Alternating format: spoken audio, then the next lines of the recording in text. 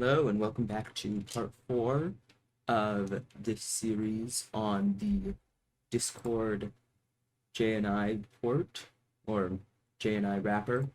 In any case, first just to get a few other things mentioned, I'm attempting to record today with a noise suppression filter enabled, so I will see if that has a noticeable impact on the audio quality. With any luck, it should just make it better.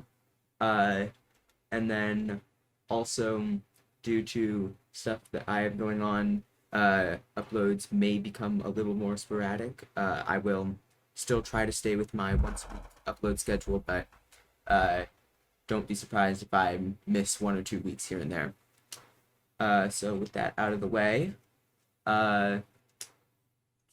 let us begin. So today we're going through the ActivityManager section of the API.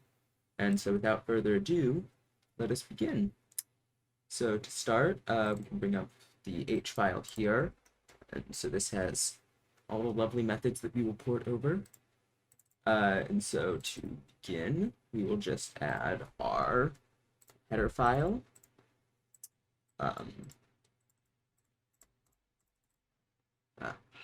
Had it for a moment. There we go. Discord. This is activity.h. And similarly, we are going to add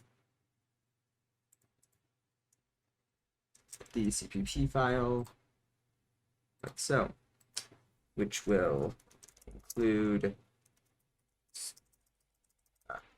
Discord activity.h, as well as including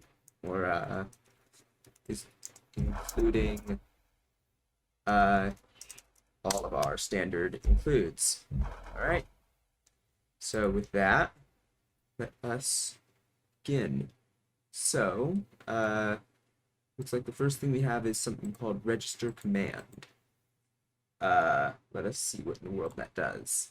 So here we go. Register is a command from which Discord can launch your game. So protocol, executable, yeah. Okay. So going to this, it returns void, but we have it here returning a result. Well, in any case, we can just do that, I guess. Sorry, it's been a few days since I've worked on this, so I might be a little rusty. Let's see here, we're going to do namespace. We're using Discord JNI. Namespace activity.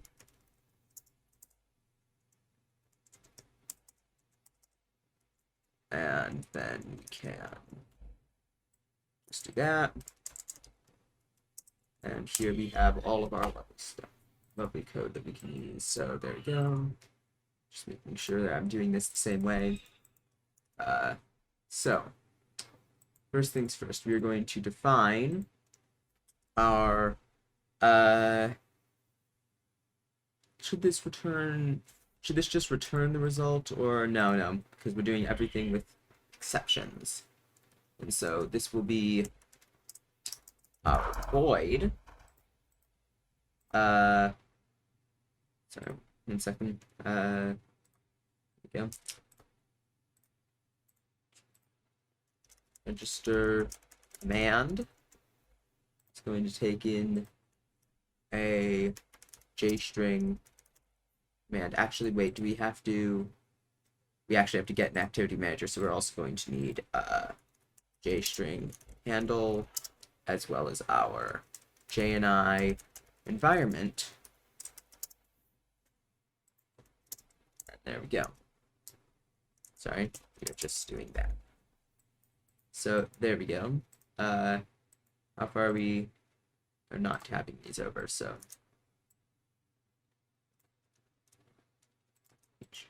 there we go. Okay. And then in here, we shall implement it. Are we doing the same kind of namespace stuff here? Yes, we are.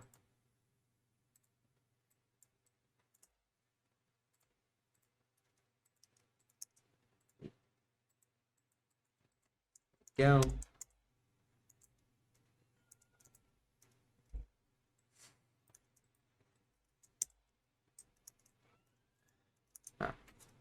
So void register command with all of this stuff is going to take in, or is going to start by doing the standard get core code. So just this, and then after that, we're going to say result is core dot ActivityManager dot register command. We can just do r string and command dot stir. That. There we go. And then if result is not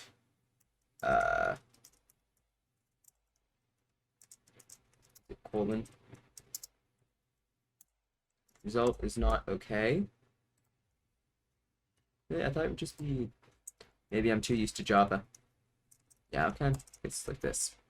Is not result okay, then throw Discord error and result. And just like that, we have written code to register command. Okay. Next up is RegisterStream, which if you're just reading this on Steam, RegisterSteam, I can read, registers the Steam app ID, so this should be basically the same code, I think.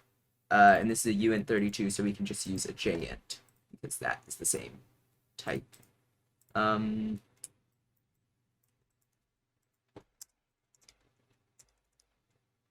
Guess I can't do anything about that space. RegisterSteam,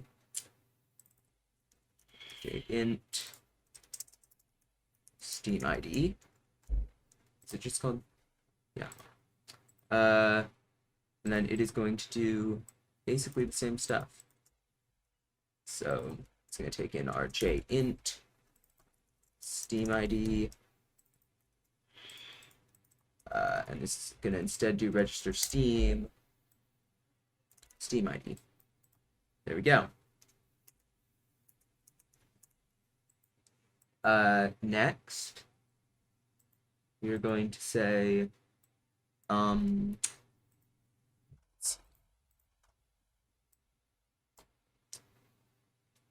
UpdateActivity. So that is going to set the presence, and it is called via, and it does a callback. So we just think for a minute, do we care about, yeah, sorry. So doing this, let me remember how in the world we do callbacks in here. As I said, for me, it's been a few days. Just take a J object, right, and then we use that to construct a callback, which we can then just call in here, presumably. Yeah, okay. So, void, is this a void? Yes, it should be, yes. UpdateActivity is actually, ooh, do we need to make a I think we're going to need a JObject equivalent for activity. So, oh, look at all these fields that we need. So in order to create an activity, we need type, timestamps, assets, parties, secrets. Yeah. Okay. Does it talk about in here exactly how you're supposed to create one? Activity is activity, and then we let's see here. So activity is an instanced context. What does this mean?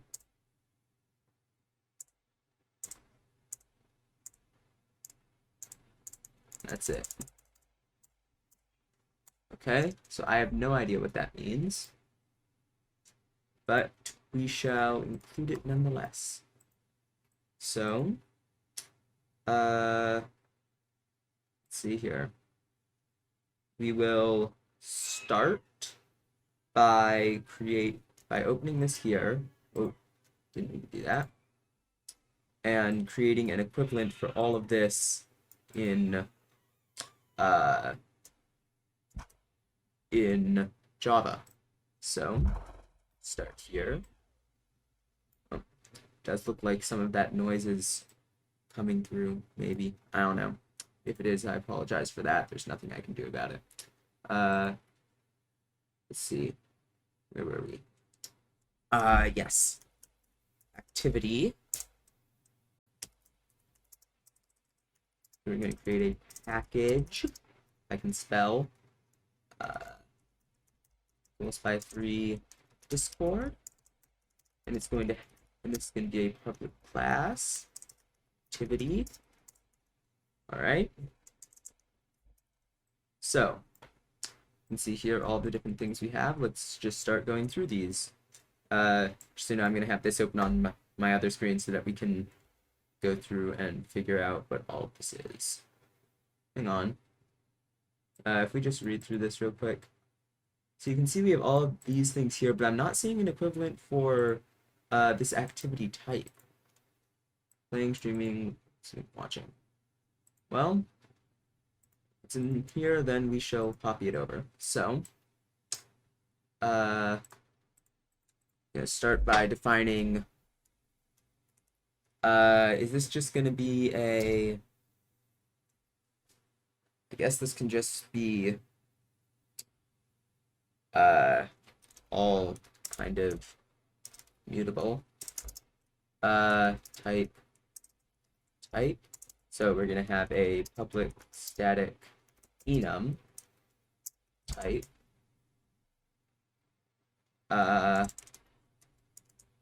Is going to be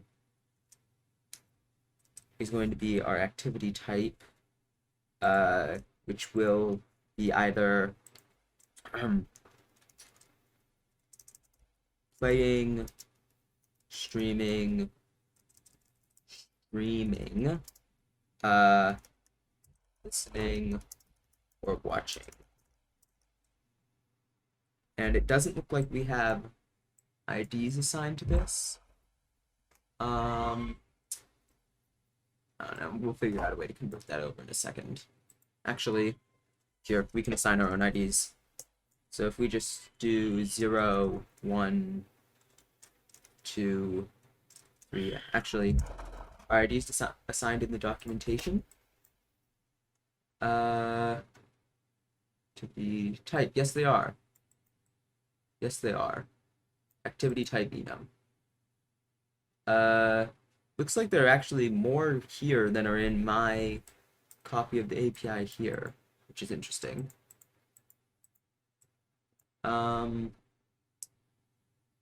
1, well, because these are the only ones included in the API, these will be the only ones that I am including here, but if we ever find how to access these, then we can add them. This is going to have a public final int ID, public type int ID, this.id is ID. Oh, sorry, private. There we go. So we're going to have a type, as well as, sorry, I'm going to pull this back up. Activity, go. As well as, an int64t, which in Java is just called a long.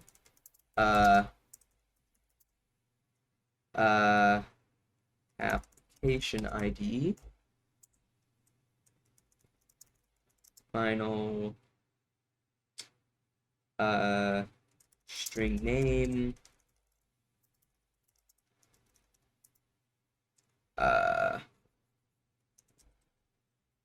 state. What is state? Where's the Discord API docs? State. Current party status.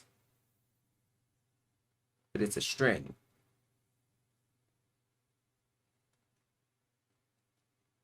And there's a party here. Okay, well, figure that out in a bit, I guess. Next up, we have string details.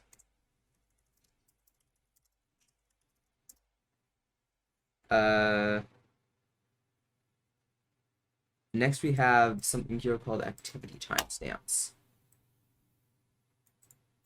which have a start and an end. And they are both using this. Timestamp is a int64t, so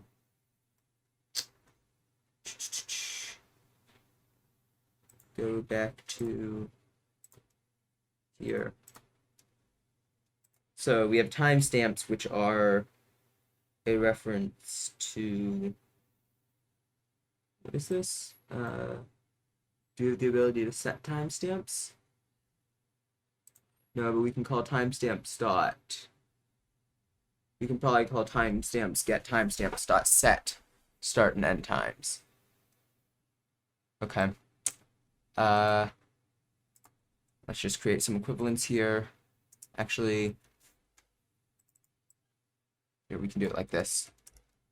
Long start time, long end time. Next up, activity assets. Large image, large text, small image, small text. We can just create a class for this.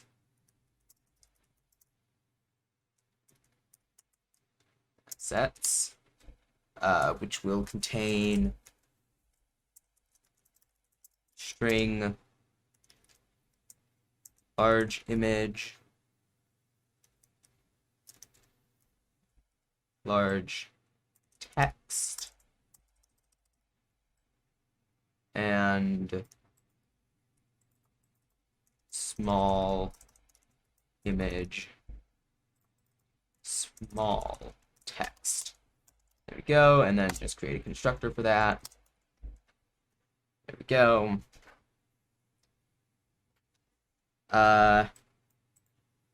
Next, actually, we want to store this as an object. Let's think for a minute. Yeah, why don't we? Why don't we? After that, we have activity party, which has set ID, get ID, and a party size associated with it. This is set current size, set max size. Okay.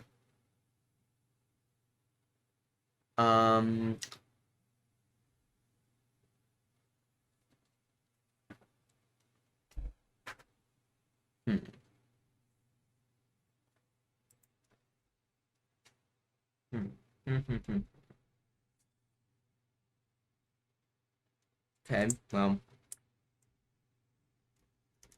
public final, well, yeah, let's actually just make these all part of this activity object. Don't worry, I'll add a clever way to actually make it, I think. Wait, let's just double check this. Works in my head. Sorry. Yeah, I think this should work. says hopefully. Then type application ID, name, state details. Next up, party size. So these are ints. Party size and max party size. Here, actually, while we're at it, let us just add some blank lines in here.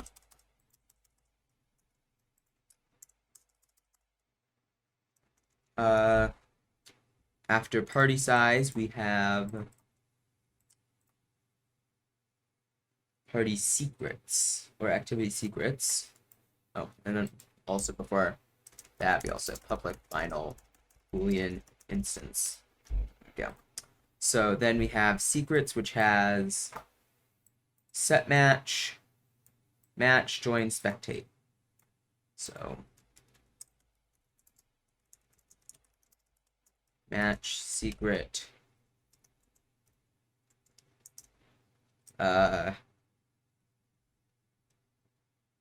join secret spectate secret. Okay, so what I think we should do for this is let's see here.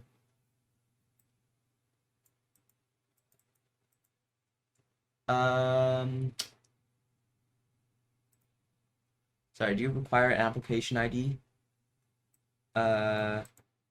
Secrets, party, asset, state, details. I guess not.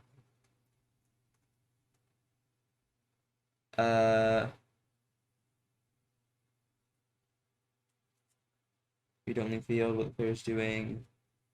Ouch. Possible size of the party.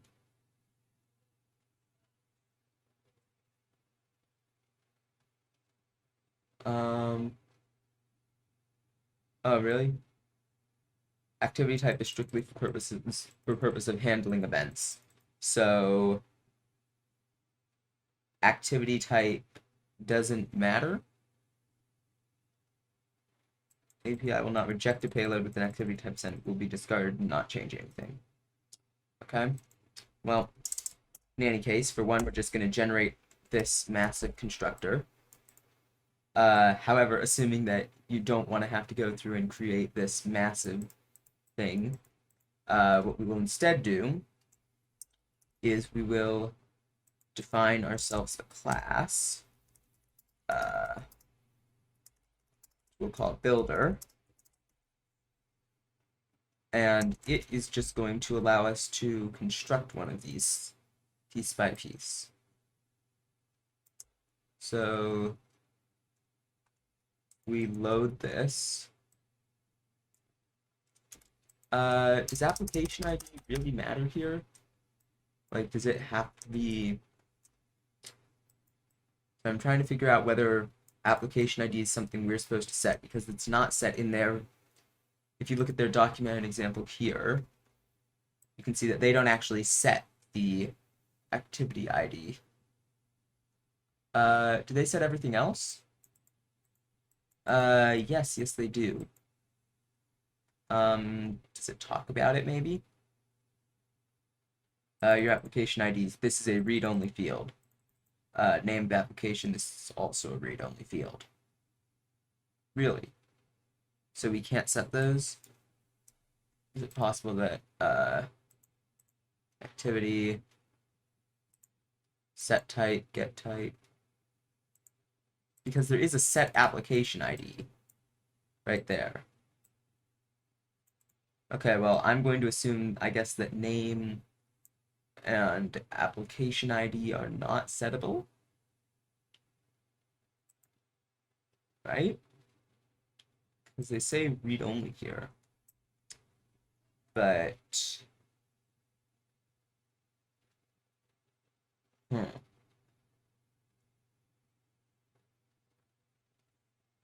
Well, I guess they say read only, and you set literally every other thing here, right? So you set state, string, details, state details, all of that. Yeah. So I guess we can assume that, at least for the purposes of this, I'm going to keep all the code for every single value in here simply because my guess is that we'll eventually have to deal with stuff which is returned by Discord. But until then, I'm going to make this private. We're just going to allow only specific things to be set. So these two not going to be settable. The rest of these will be. So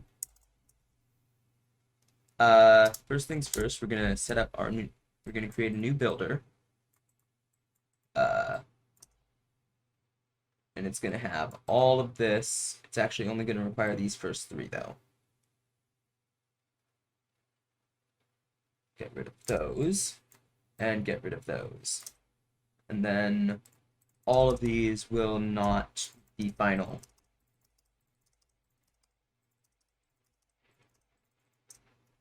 However, as a result, they will all be private.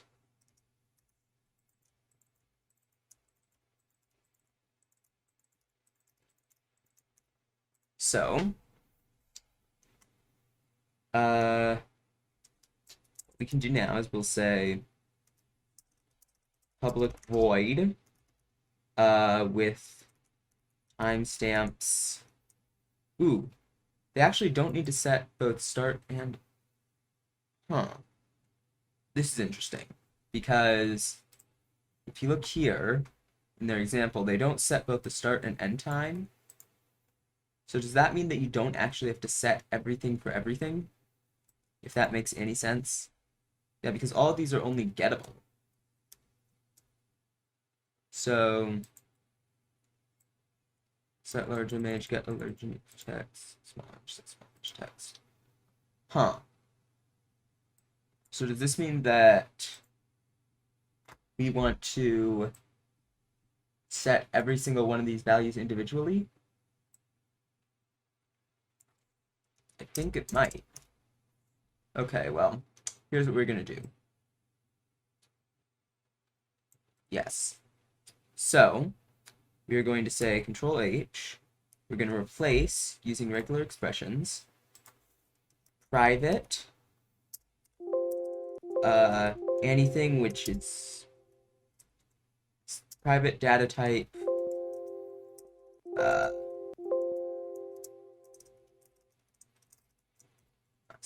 semicolon, oh, plus, with, oh, shoot, this plus has to go here. That's better. With private, this will be $2, private, optional, $1. So now you can see we have that, and then these, rather than ints, are going to be integer, and these are going to be longs.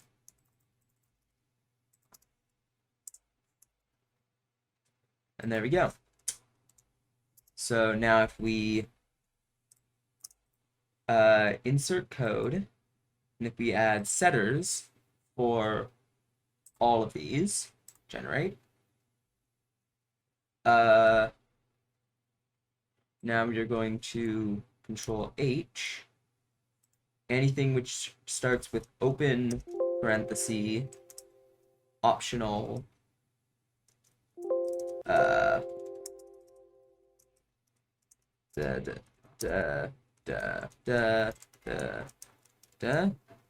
that. We're going to replace this with optional, or with $1. Place all. And there we go. Difference is going to be like this. Long, long, and integers are just going to take in ints instead. And just like that, we are good. Set start time dot. Is there no dot set on optionals? Oh wait, shoot. Will it let me regenerate this method? Yes, it will. Lovely.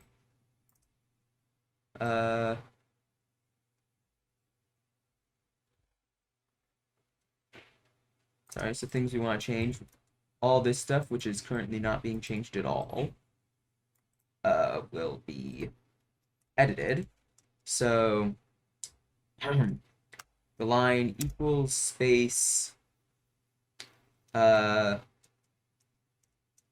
then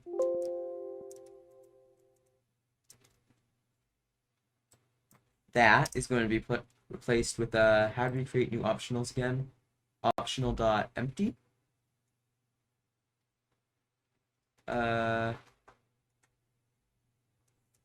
Empty. Yeah, optional.empty. So Control H, this with equals optional.empty.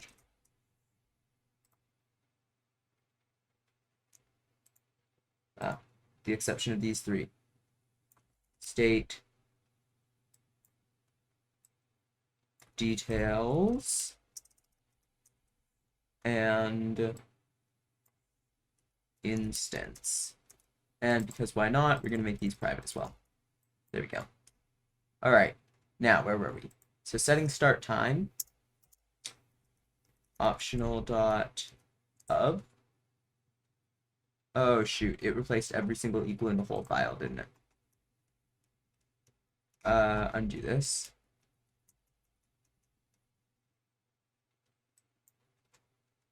And then let's try this again.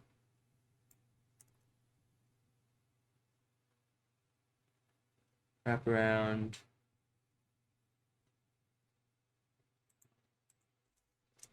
Equals optional.empty.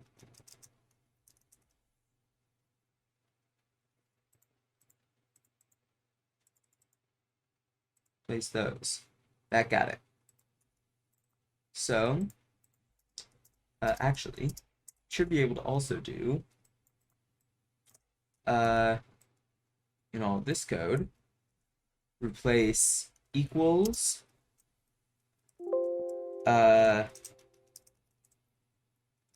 something with, equals optional dot of something. Oops, Control Z. Like that. There we go. Finally, replace public void with public builder. Place those. And finally, return this. It's going to be for all of these.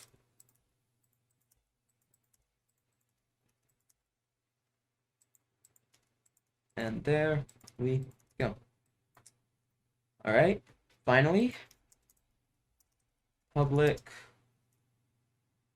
activity build.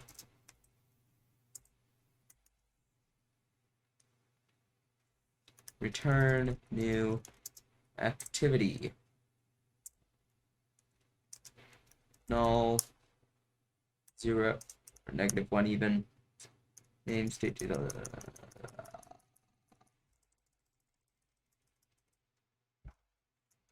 Why didn't it like doing this, filling it with all the right details? Oh, because all these are optionals, and it doesn't like it. How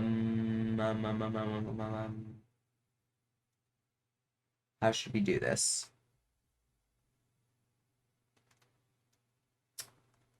Because ideally this contains only a few things. Let's think for a minute.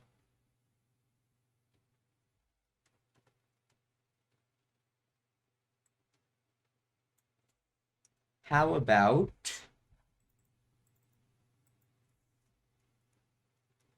I'm actually not sure what to do with this. So first of all, activity. Well, actually, what about this? We'll just take in an activity.builder and then read all this stuff directly from code. Yeah, that seems nice. Let's do it like that, eh? Okay. Sorry if that took way too long, but back to this.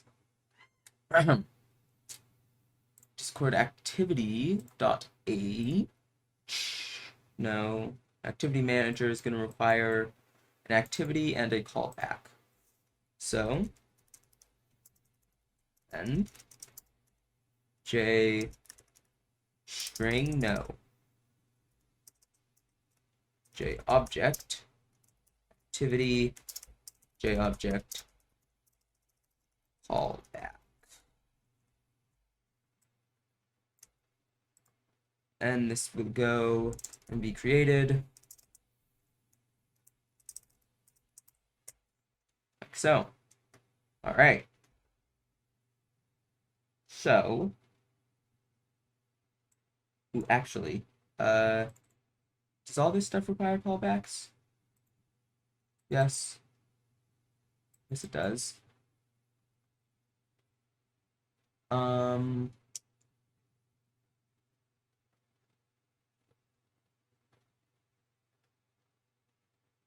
Hang on, let me just think for a minute.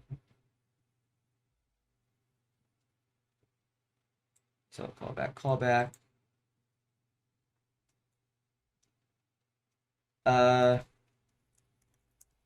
We just look for everything which uses callbacks at the moment. Turn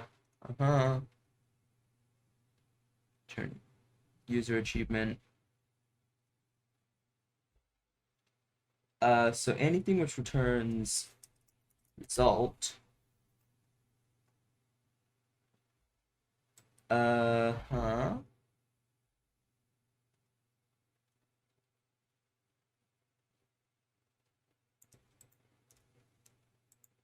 about this? What we can do, just because it could be nice, is we can create versions of these methods which don't actually require a callback.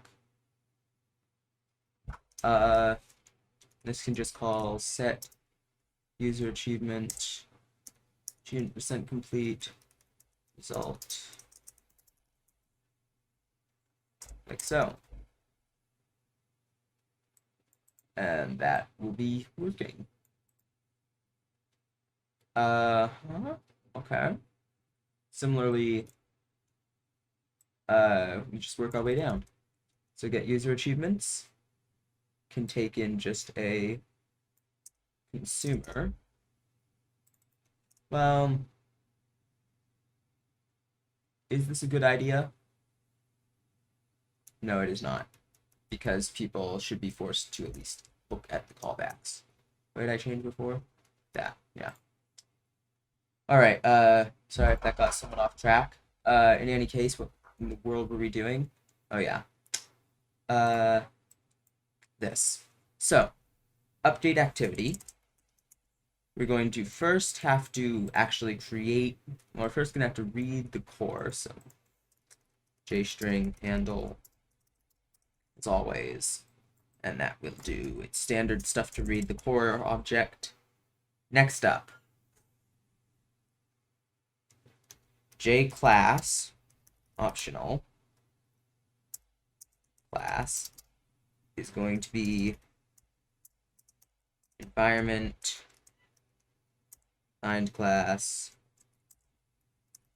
handle.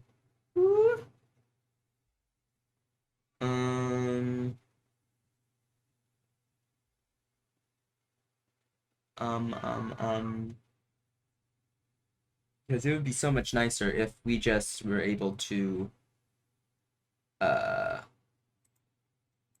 this.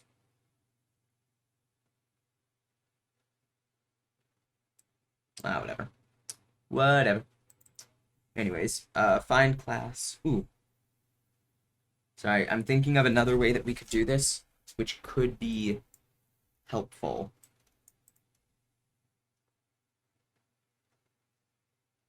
It would be, wouldn't it? But,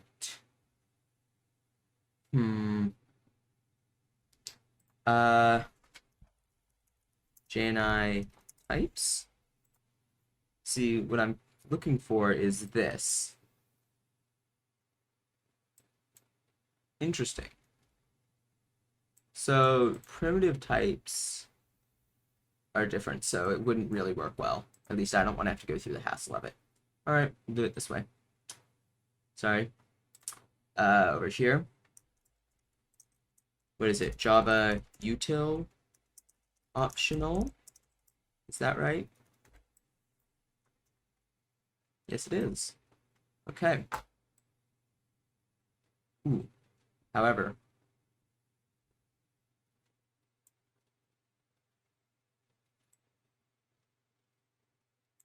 is there a way to convert a J object to J int?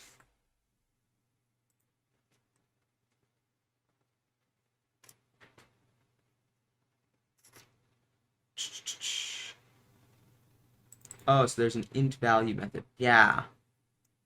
Okay. Okay. So that's what you'd have to do. Yes, it would probably end up being much easier than all of this nonsense, I think. Okay, here's what we're going to do. We're going to have a private string array export. No, not string array, object array export.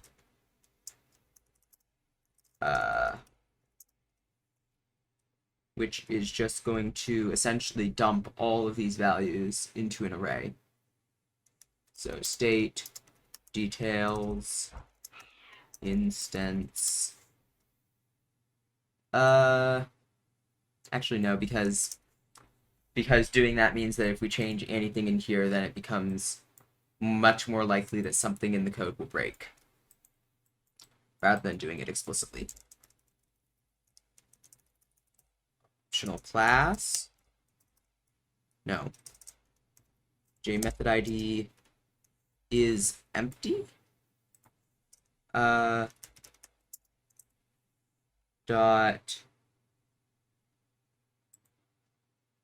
is present. Present is going to be get method ID, optional class is present, and it is just going to be, is Boolean B? No, I think that's byte. I think Boolean's actually like Z. 1 second, we can check this. We can check this, we can check all of this. Field IDs, yeah. So JBoolean is Z. So, like that. Next up,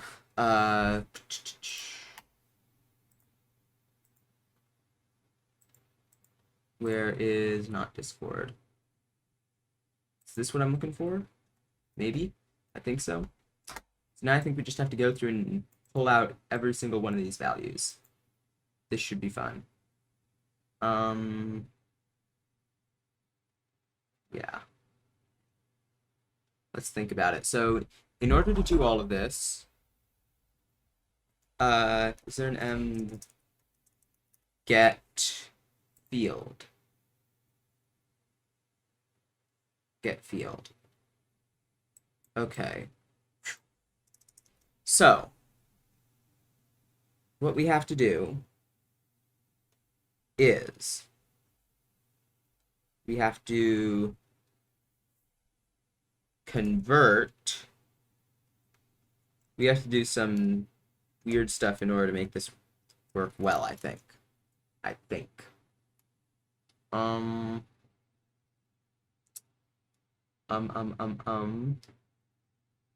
So if we start by defining a function, how do you do this? Type name t, public t get field, for JNI environment, J class,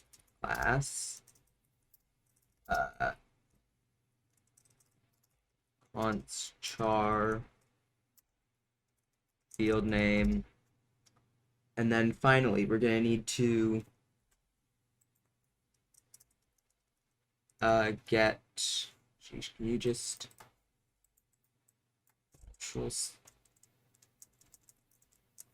comment those out real quick? Get, so yeah, there are different field methods, so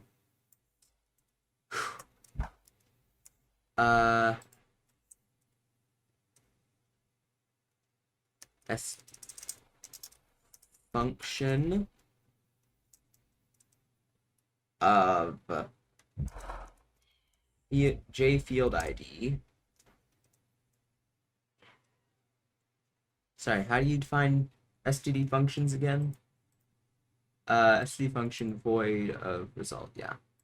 So j field ID taking in a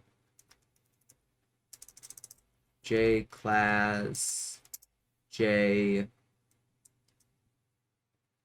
const char pointer, just those two, like get, sheesh, this is somewhat annoying.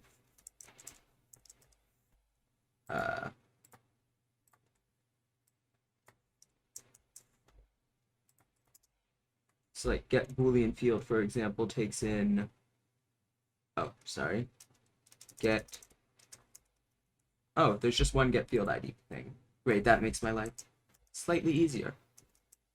So rather than this, we're going to just take in, take function t from j object.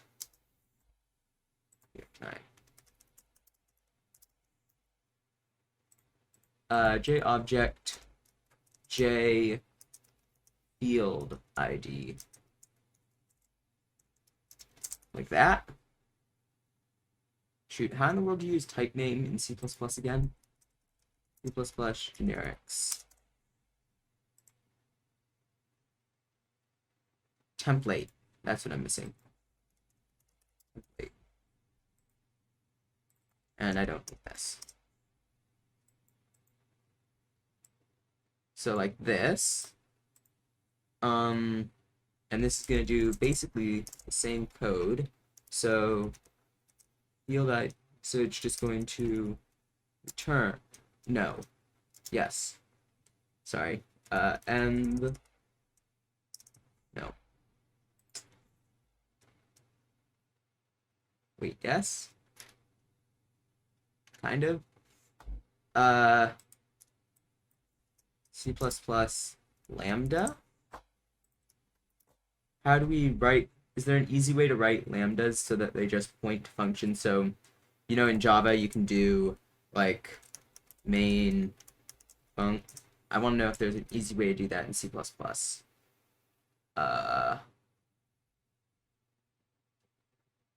Closure type.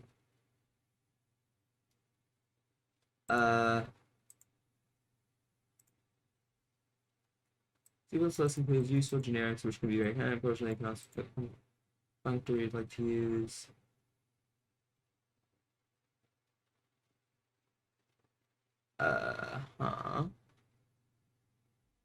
Following to keep local. Because f cannot be passed to a template function. What? The solution introduces lambdas that allow you to write inline anonymous functor to replace the struct. So you do this. C++ lambda call method.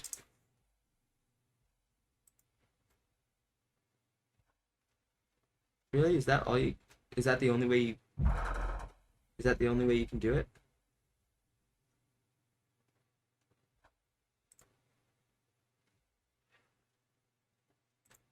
We just look. See. So you have to do it explicit.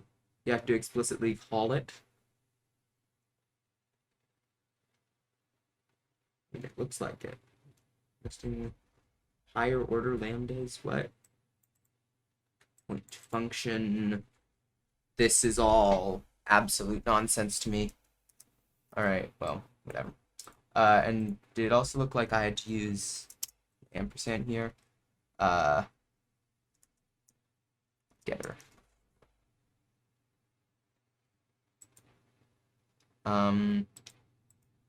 Right. Do you have? Where's this? No, because you just taken. I don't think I need to. I don't think I need to take this as a reference. All right, there. In any case, getter dot. Now I think we can actually just call it, right?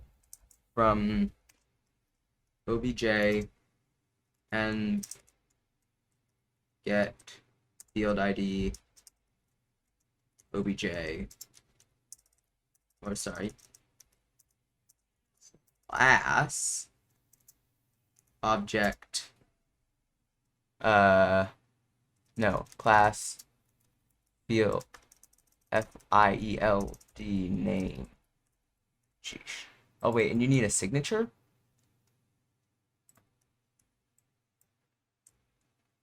Field ID. So,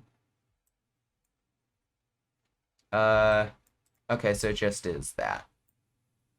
Okay. Okay.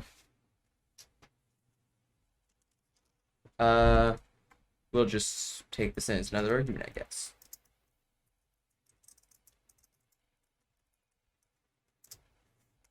So, like that.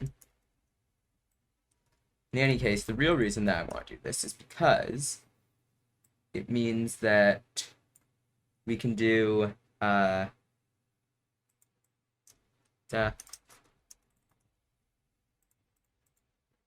field if present function getter, and then if we do function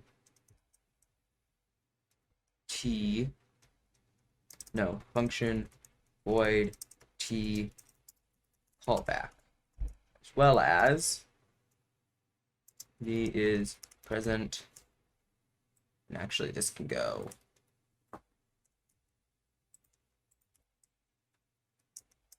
well like that, right? Yeah. Okay. So after this massive line, what we then get to do, I think, oh shoot, we might have a problem. Hang on. So we want to get field, and then we want to, okay. So what we also want is we also want to get the get is going to return L Java lang object, like that, right? There is a optional .get, right? Right? .get, yeah. Okay. Whew. So what we want to do now is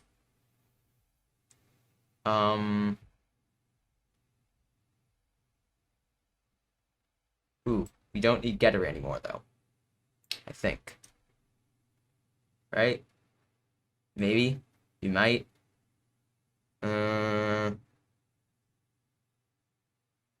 Let us think for a minute.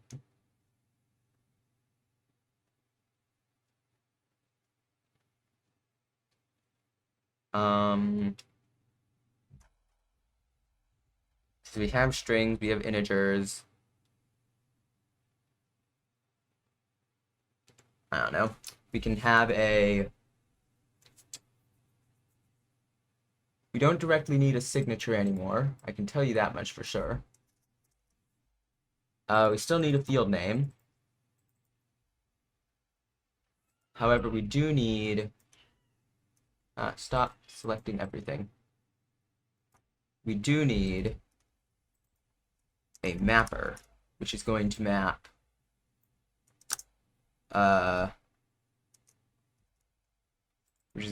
J objects to T, I think.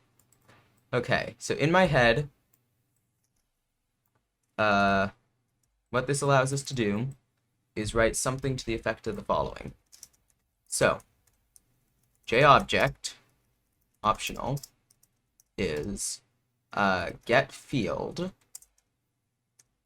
env object class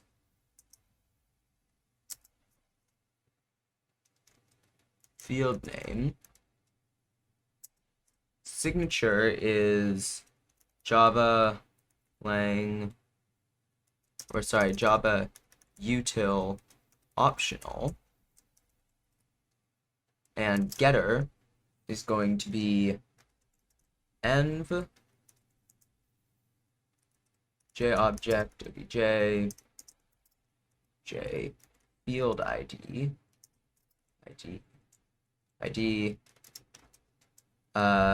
return env get field id. What? No. Get object field. That's it.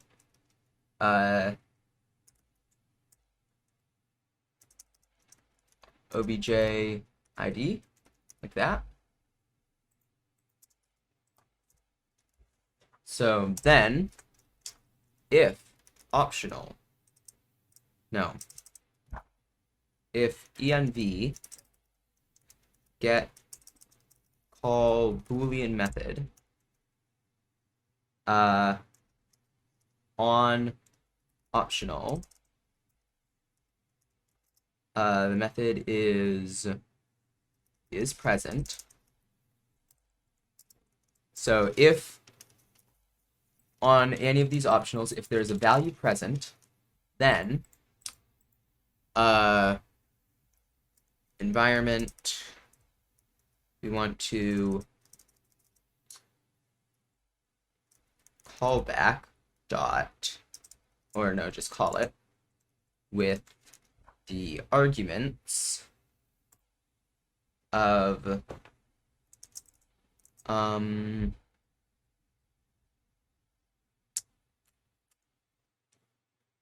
let's see here.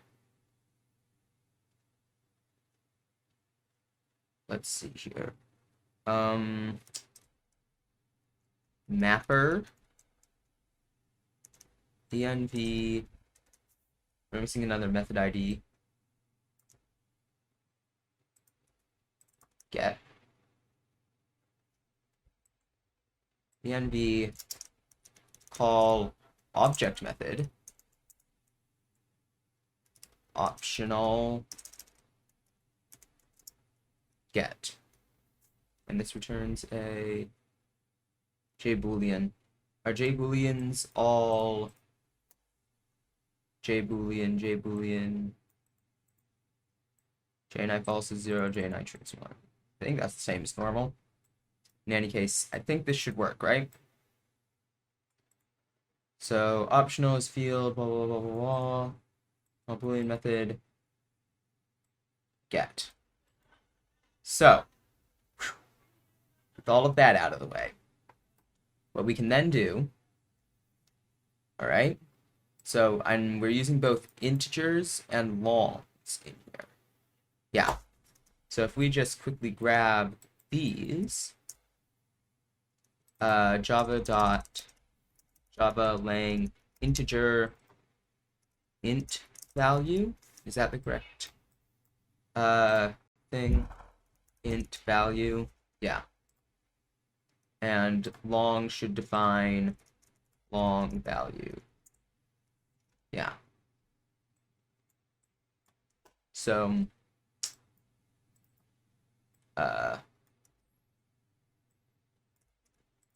Java lang long is going to have long value.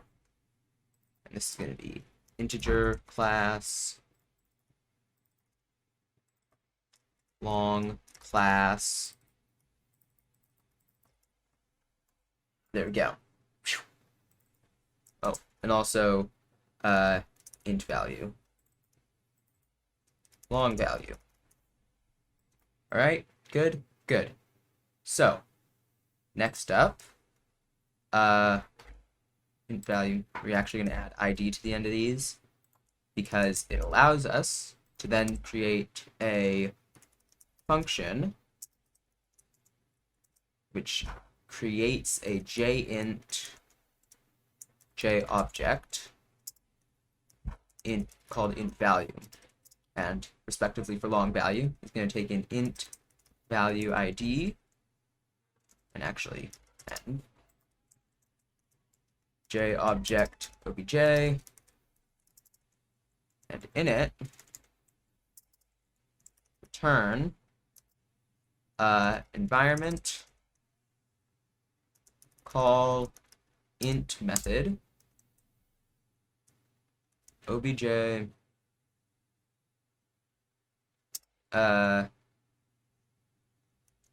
obj int value ID.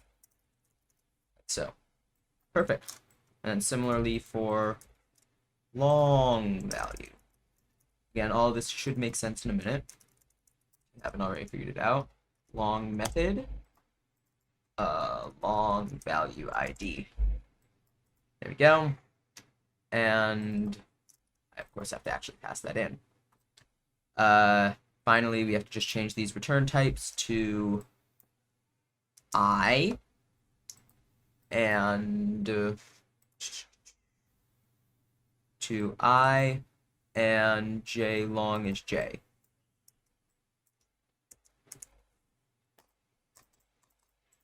So then, after all that, I know that was a lot. We can then do activity activity. Why doesn't it like this? The namespace name is not allowed. Discord activity. There we go. That is better. Now we can just kind of iterate over this. So activity dot set. Why doesn't it like that? Oh, because we already defined activity. Guess what? You're going to be J activity. Activity dot set state. Is that the first one we get? No, open view. Yeah, state details instance are the first ones. So set state to R string. However, wait, we need to pass in environment and a J string, which is going to be. Oh wait, do we need getter? You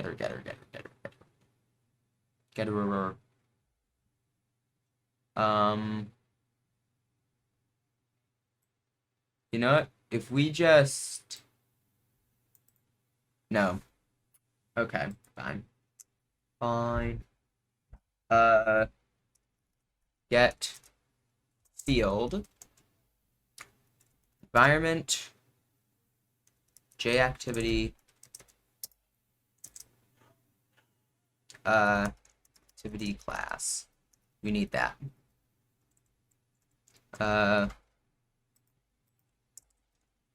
J class activity class is find class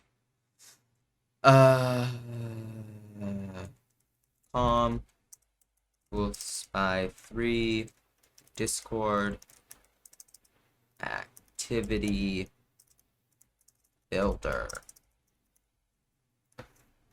because that is what we are getting passed in. So get field, activity class. The field name is state.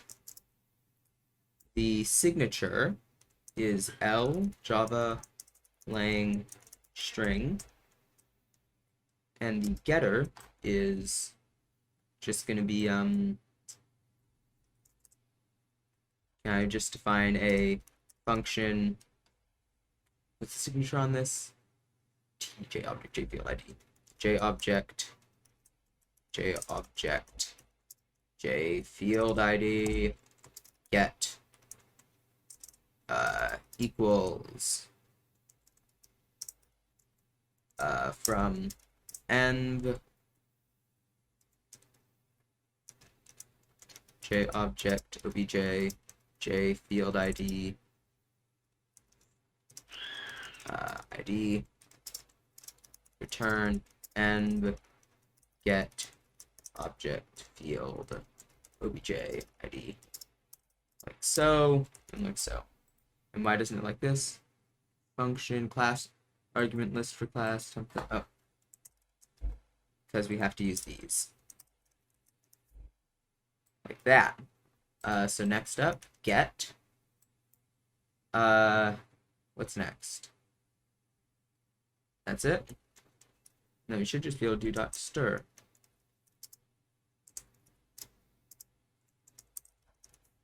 There we go. What's wrong with this? No instance of function template matches the argument list.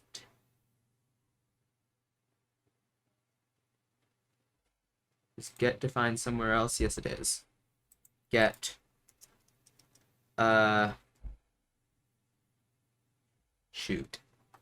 get object field. That better? What's wrong with this? No instance matches. What do you mean? That's the only constructor there is. Oh, JString. That's why. Cast to JString.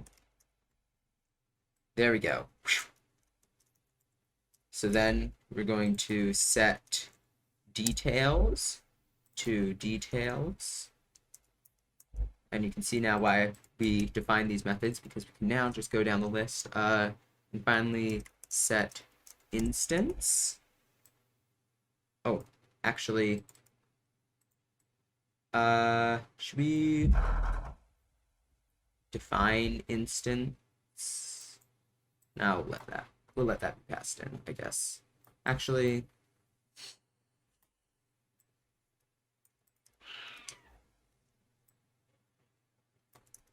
this state details. We'll just define instance to false if it's unspecified. There we go. So instance is going to actually be of type Boolean, and it's going to be somewhat different in that it's going to do this code, but rather than get object field, we're going to get Boolean field.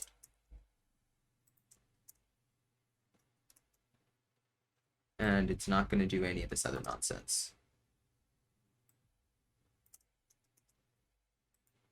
Why doesn't it like this? Lambda, J Boolean, env object field ID to Boolean. Why doesn't it like converting this to a J Boolean? It's literally just J Boolean. Why can't it accept this? What's wrong? T. No instance of function template matches the argument list. Argument types are all of this. Finally, J Boolean, J object field ID, J Boolean. That should work. instance of function template matches the argument list. Depending on how to use type, float, etc. to grab appropriate string. It looks something like this, type name type. What?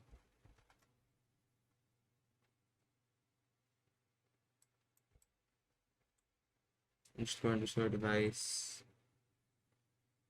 What? If you had a function template?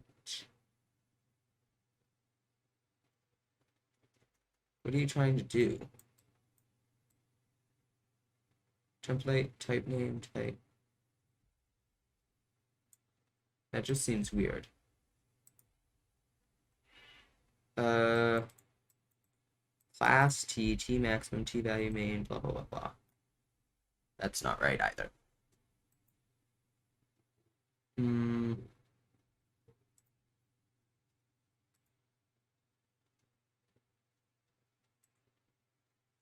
But why doesn't it like this? That's my question. Does it let me pass in? I don't think any language allows you to do that. But apparently C++ does. Somehow. So, what, this now?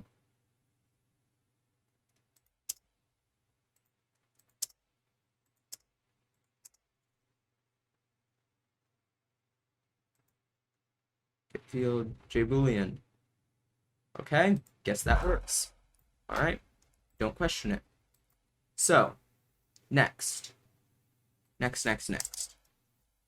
What we can do then is just start going down this list with this second method. So we're next going to do get field of present on the environment and the J activity, same as before. Field name, start time is present. Just going to pass in is present.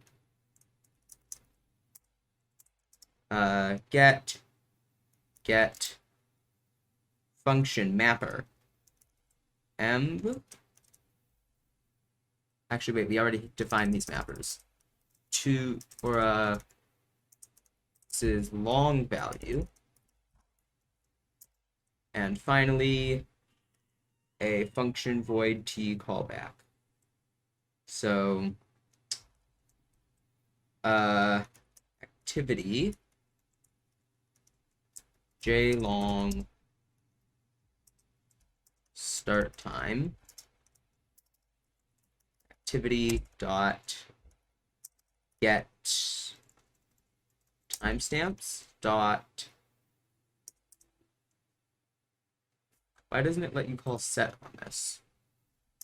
Turns activity timestamps, which has a set start method. Why can't I call it? Who knows? Get timestamps, set start, set start, start time. Oh, does it not like passing this back out? Has type qualifiers that make it incompatible with member function set start because it's constant. Ooh. If I do ampersand? No, even better. If I pass in ampersand activity and then do that, especially must have, does this not make it a pointer? Does that make it a pointer?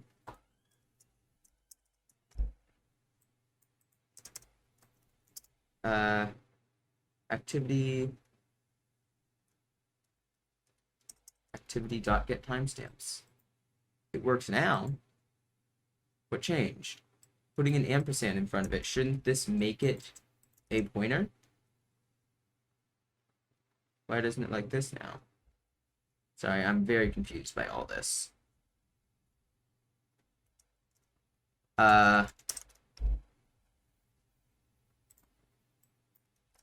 We have a look at lambdas again. Because I thought the ampersand,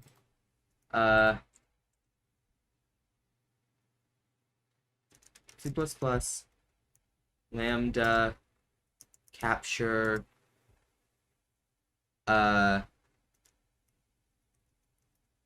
ampersand.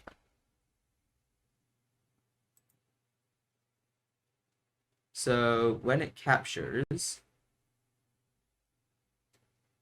capture clause. Lambda can introduce new variables in its body. It can also access or capture variables from the surrounding scope. Lambda begins with capture clause, specifies what it wants to capture.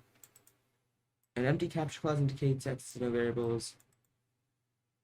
All values that you refer to are captured by reference, and equals means they're captured by value. So it looks like this just means pass this by reference. And so we should be able to do this. Why doesn't it like this? But if we specifically pass in JLong,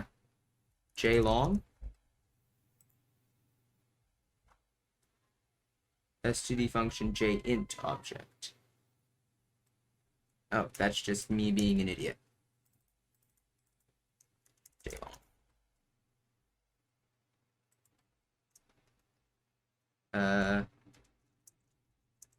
JLong.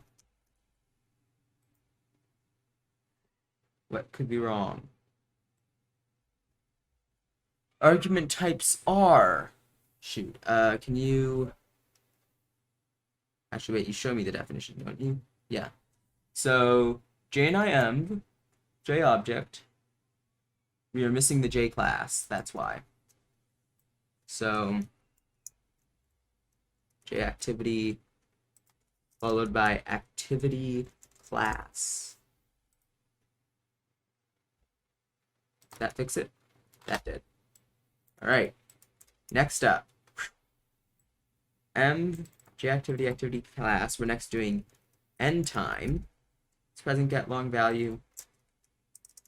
End time set end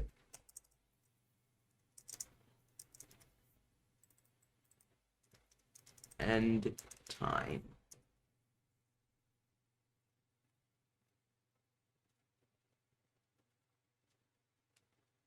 Okay. So, next we're going to get all the images. So we're going to have JLong. No. Activity class. We're going to do large image. Doesn't get long value is just going to do, we can actually just do,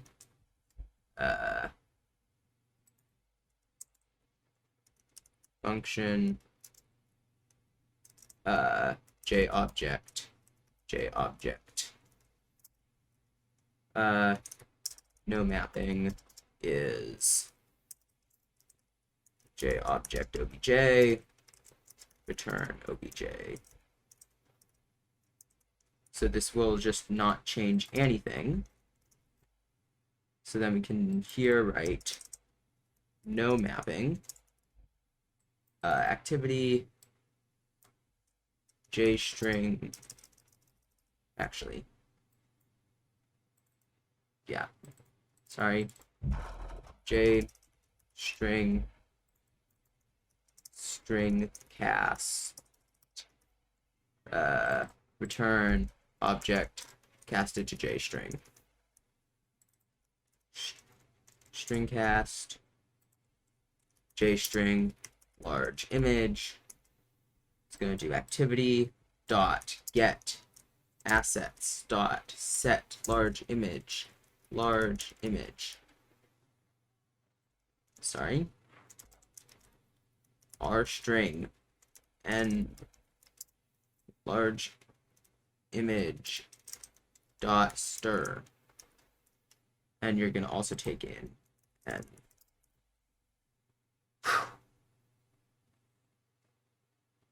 and it doesn't like that. If I do JString explicitly, then it likes it. All right. We're going to have 4 of these going for large text, small image, and small text. Just out of curiosity, how far into the video are we? 1 hour, 20 minutes. Really? Okay, so Small images get activity, blah blah blah blah.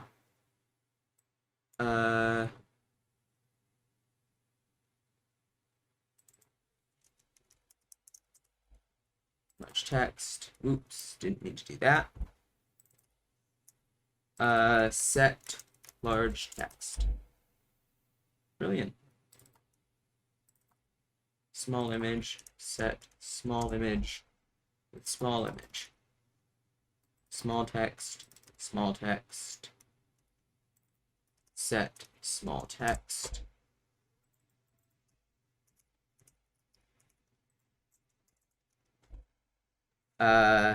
Next up, party sizes. Simple thing, we're gonna do get field if present. Get field if present. Emb J activity. Activity class. Party size is present. Get int value. Then activity. Wait a minute. No, we're good. Activity jint party size. Activity dot set. No dot get party dot set. Sorry, wrong thing. Dot. Is it not get party? Get party dot set calls an activity party which has party size get size. Really? Okay.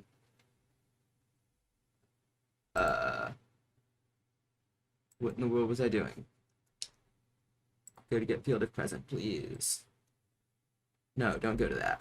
What am I doing? Discord activity. Details. Activity party. What? Then where am I getting this party size and max party size from? Set ID, get size, get size. What? And then you have activities. No. Here's party size. Oh, but there's an ID associated with it. What's the ID mean?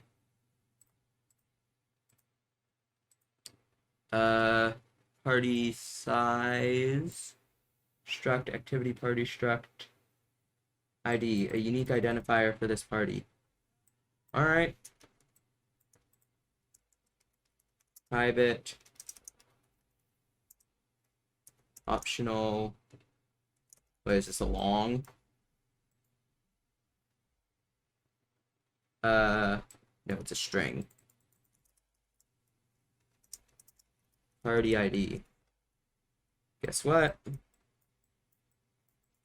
Party ID is optional.empty and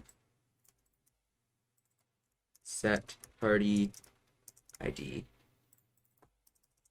string party ID. There we go. Done. Next.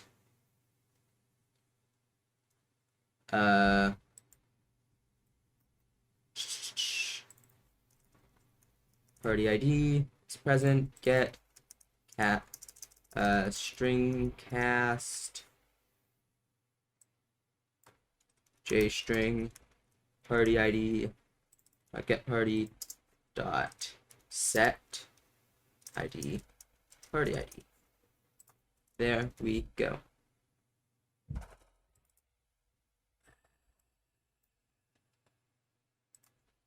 And R string and party ID dot stir. There we go. This is the type JString. Then one more, or two more actually, or at least two more for party size. Party size, JInt, int value, JInt. And then this bit's gonna change. Get party dot get size dot set current size party size. Brilliant. And then one more just like it, except instead of party size, it's going to be max party size. Max party size set max size max party size. All right. Next up, match secret, join secret, spectate secret. Get field if present. Promise we're near the end now. JString. Environment.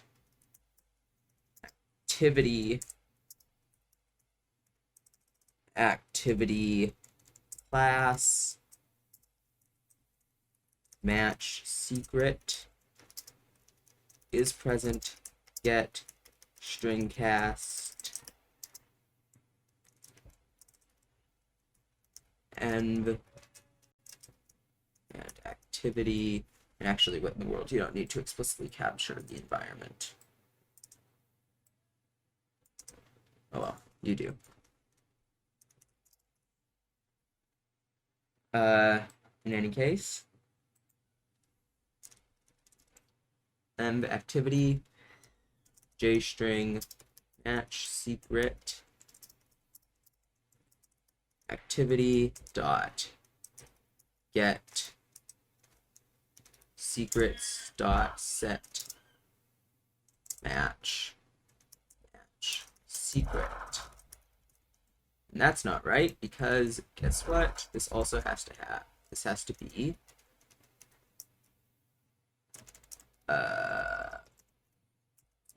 R string match secret dot stir. There we go. There we go. All right, two more of these. I'm gonna have join secret set join like that. Yay. And spectate secret set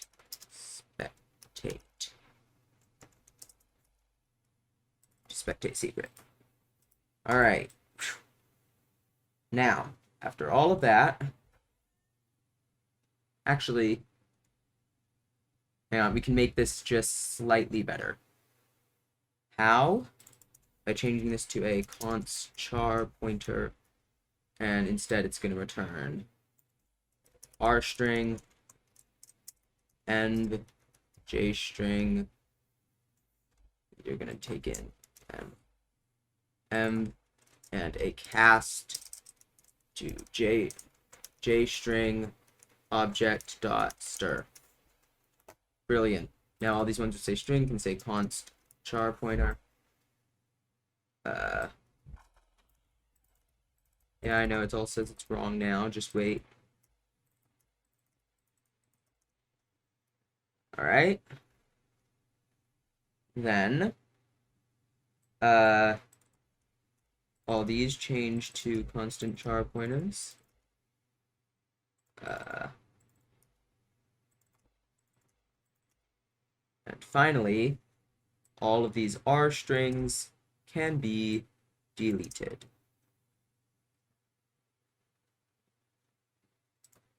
Brilliant.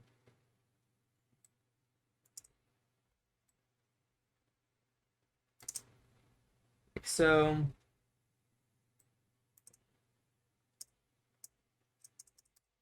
And like so.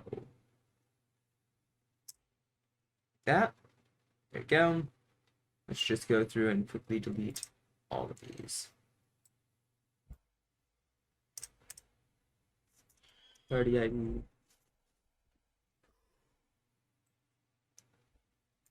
String small text.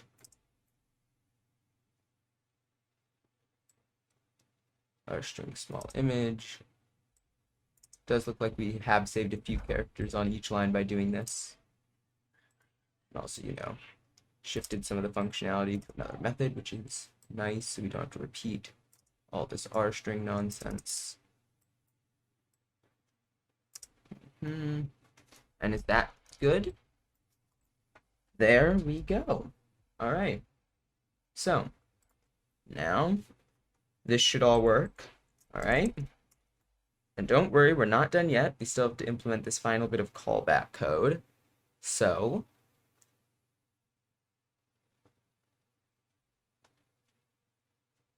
core dot hello core dot, do I have to do a pointer?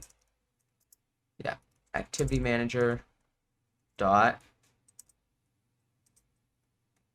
UpdateActivity, right? Activity, and then callback is going to be a see, how do we do this again?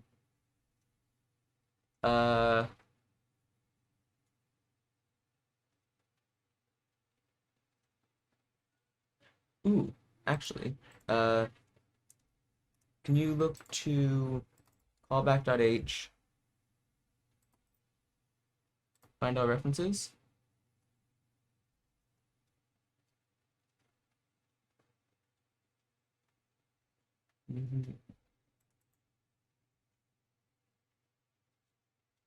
Yeah. Callback.invoke result. And actually, do all of these... I don't actually think all of these do exactly what I'm thinking of. Sorry, I'm just wanting to check something. Find all references to this. No, because this requires a J object. And this also requires a J object. However, this one, callback, we can define function of void result do invoke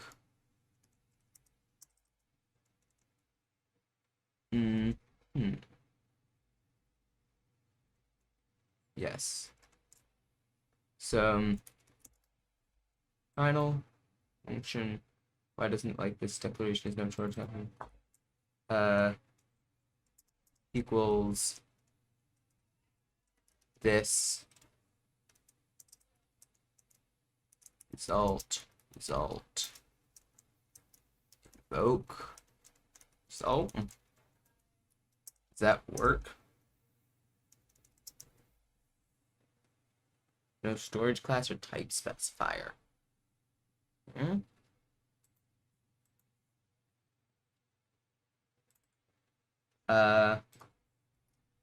C++ final field. Can you not do this? Const. Marking a member function const means it called on const instances. What? Once later in Java. Legal in Java, not C++, whereas.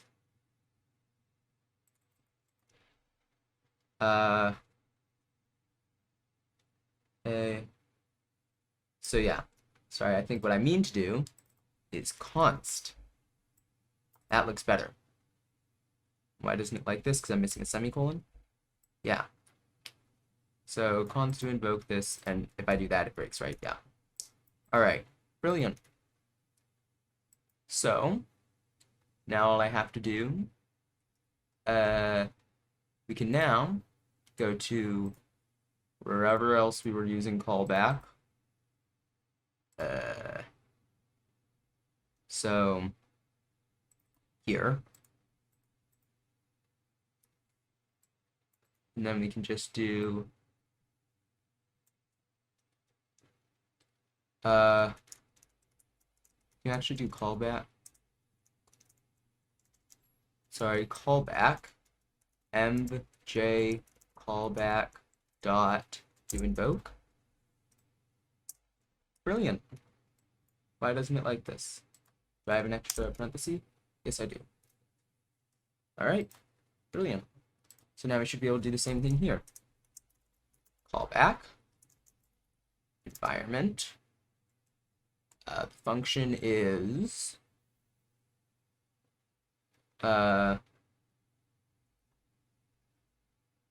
callback dot invoke. Oh, and there's no parentheses. There we go. Brilliant. So next, actually, will this auto clear itself? No, I don't think so. Let's hope. Let's hope this all still works. Well, no, because this will go out of scope, right? See, before we had it so that the function would stay in scope, but now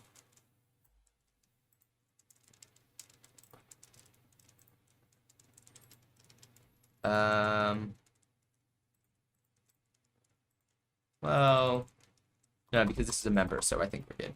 I think. In any case, that should be that. So that will do update activity. Brilliant. Next, clear activity. Shouldn't be too hard. Whoop. Clear. Oh, 1 second. Sorry, I am back. Where were we? So clear. This will just take in a callback.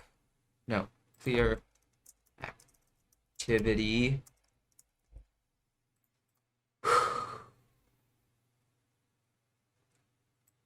Oh, 1 second. Sorry, I'm back. And then this is gonna have a callback. And where are we? Here we go. Void clear status. Sorry, clear activity. Gonna take in a environment pointer, environment, and a J object callback. We're just gonna do environment. Sorry. We also need a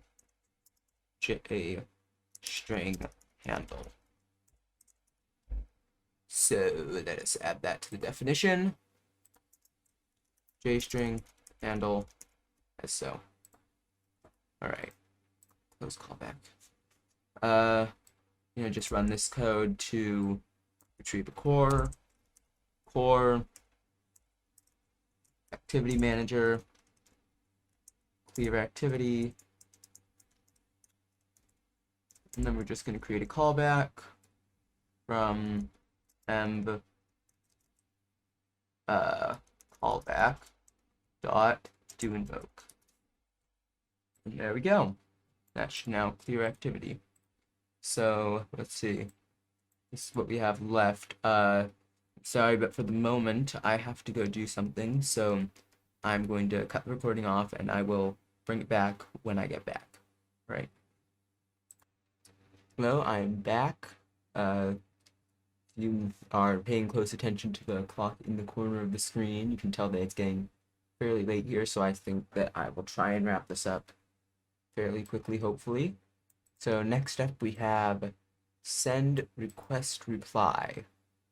Okay. So SendRequestReply for our JNI environment. and handle. I'm going to have a user ID, an ActivityJoinRequestReply, and a callback. Simple enough. So user ID, what is this defined to? That is a snowflake, which is a long. So JLong user ID and a ActivityJoinRequestReply. No, yes, and ignore. So, and we'll just use a JInt for this.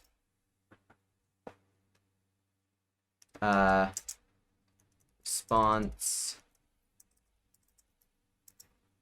and finally a JObject callback. So then, given this, we will create our method here, and let's just go through this. So we're going to create our core, and then what we can do here is we have our JInt response. I think what we can do with that is just say activity join request reply. Was that it? Yes. Oh yeah, wait, hang on. Why aren't any of these being picked up? Discord JNI activity, right? Oh. Sure, that was annoying someone. RegisterSteam and UpdateActivity.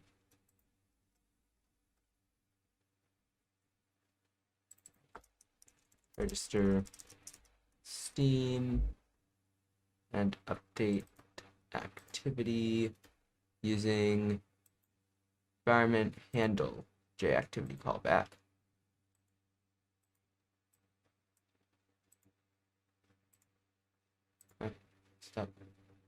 Stop doing that. There. JString handle.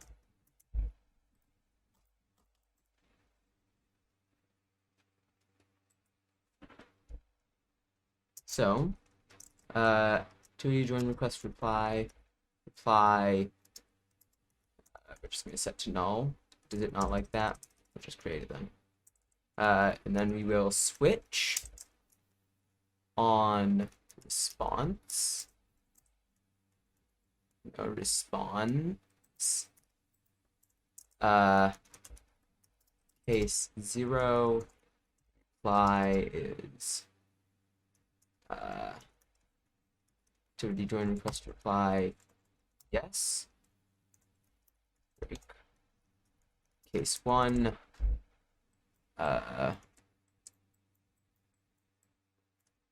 reply is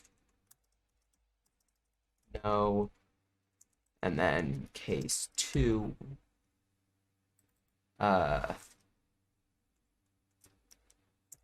reply is ignore.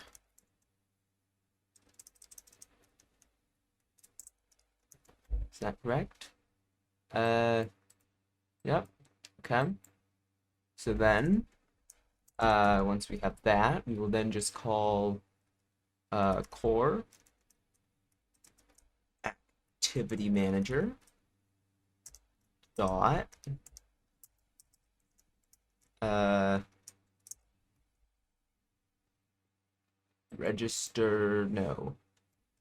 dot SendRequestReply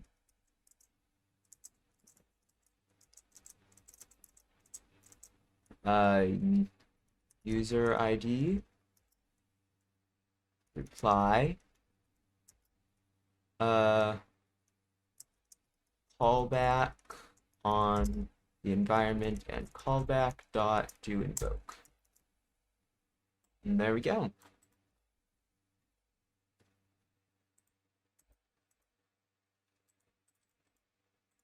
So then we shall do the next one. So SendInvite. activity action type, content. Oh, and before I forget, let me just quickly create a ActivityJoinRequestReply in here.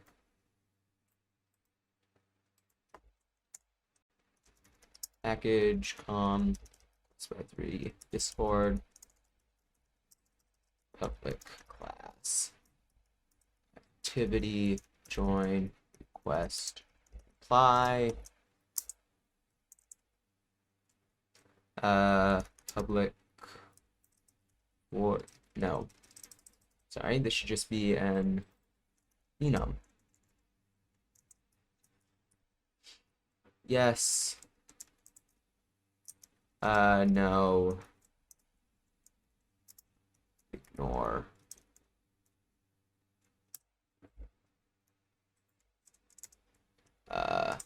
Public final int ID, private request reply for an ID. ID becomes ID. There we go. All right. Next.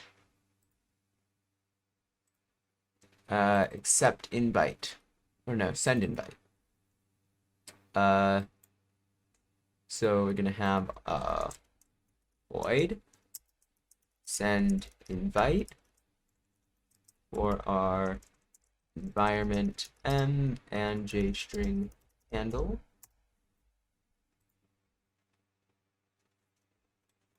Next, we're gonna have our user ID. So JLong.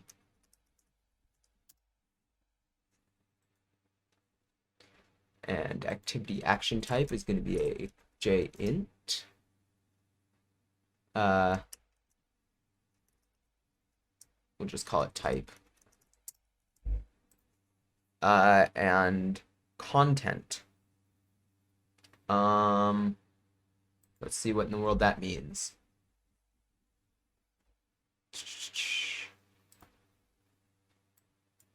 Do not send a game invite if you do not have a valid activity with all the required fields. Oh, a message to send. Okay. Okay.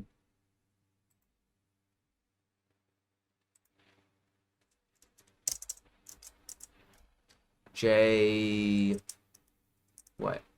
What is this? Sorry. JString message. And then JObject callback. There we go. We will create this method down here.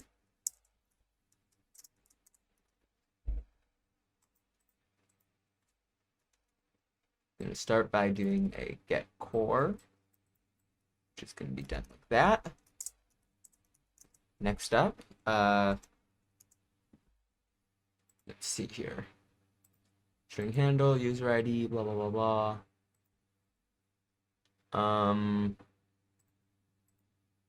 Going to just want to convert all of these into the correct types. So,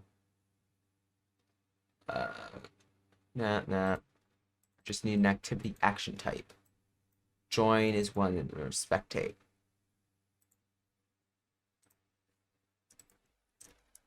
Activity action type.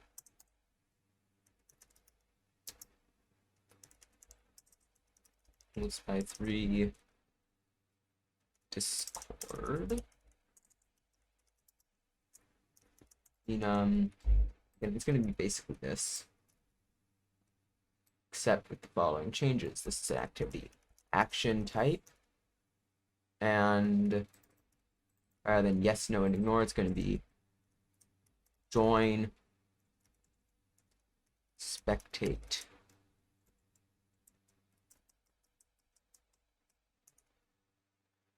And actually, because it makes more sense to my brain, and we are going to switch the order of these. So spectate 0, join is 1. Why doesn't it like this? Incorrect package. Sure is. And that should fix it. Refactor. Brilliant. All right. So activity action type equals type is 1 or type is 0. Activity action type spectate activity action type join.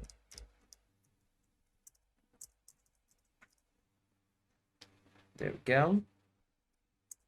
And then we will just do core ActivityManager dot send invite to user ID type rstring and message dot stir and callback and callback dot invoke.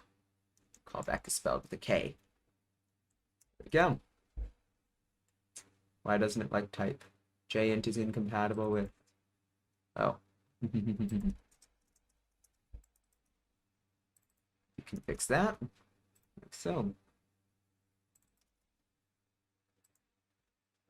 All right. Next. We'll have a void AcceptInvite.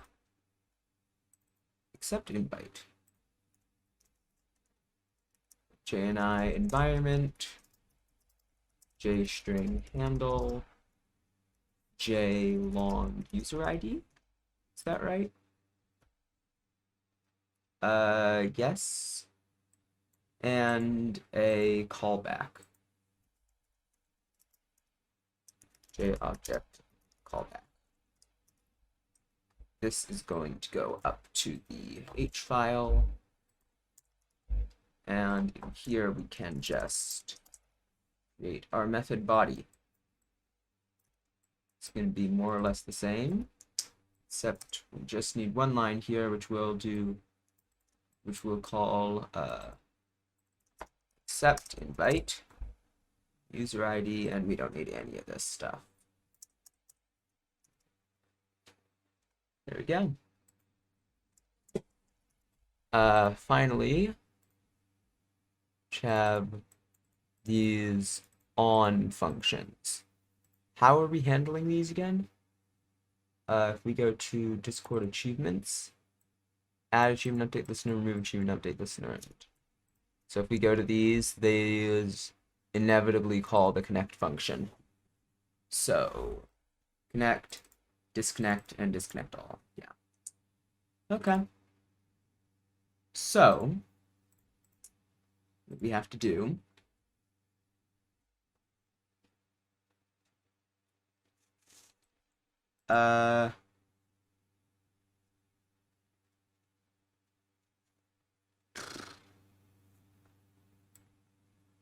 on activity invite, on activity join, on activity spectate, activity join request, on activity spectate request.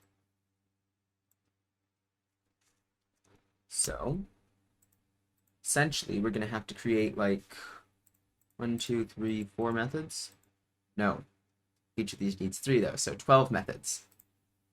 Brilliant. Are they all voids?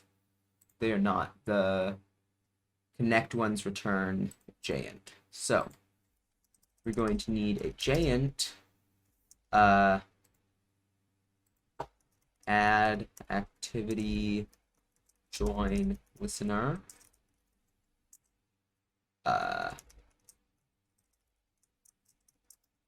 m string handle and j object callback.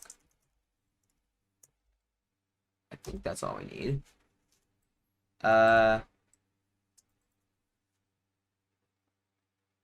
Yeah. Here's what we're gonna do.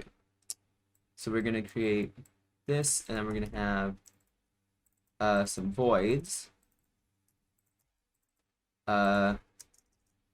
Remove and remove all. S. You're going to take the callback, you're going to take a JInt token, and you're going to take nothing. And then we'll just make that many of them. Yeah, I know. Activity spectate listener.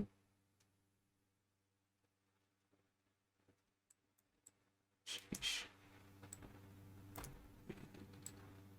Like that.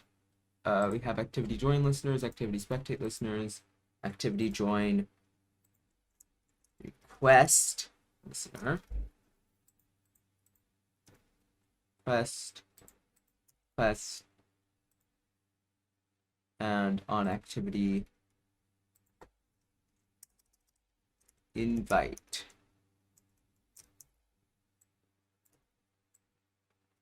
All right, is there an easy way to deny quick actions and refactorings?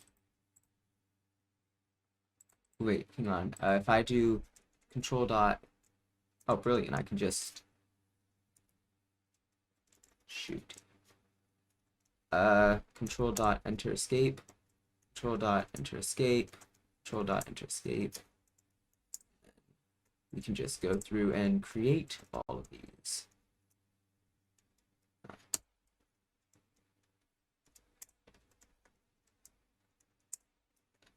And almost done. Like that. Now if we save this, we now have all of our lovely methods in here. Are they all spaced more or less correctly? Yes, except I format mine. This, I know I'm weird.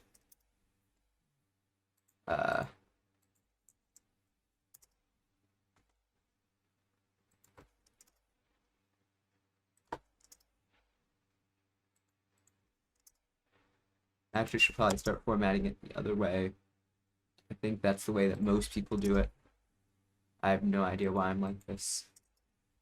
But I think that consistency in this matter is more important than being just correct.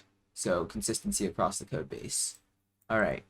Now, add activity join listener.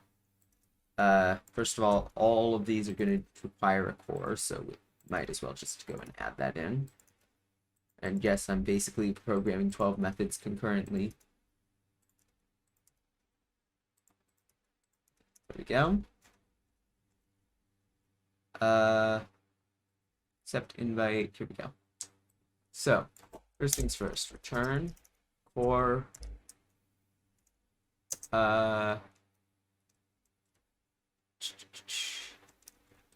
ActivityManager dot on activity join dot connect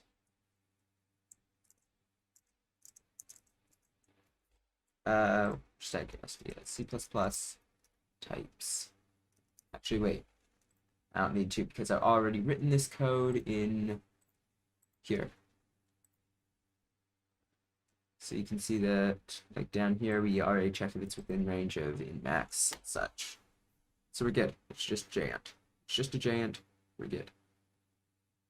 All right. So next,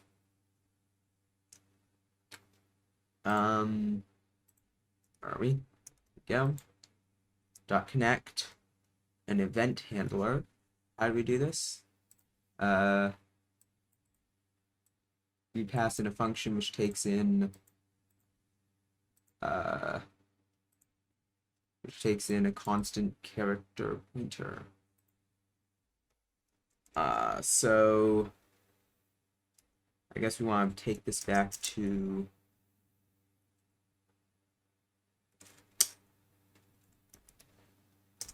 shoot. So like we have to create a global ref of callback, right? Ooh, wait. No, but callback does all the work of creating global references, right? Yeah.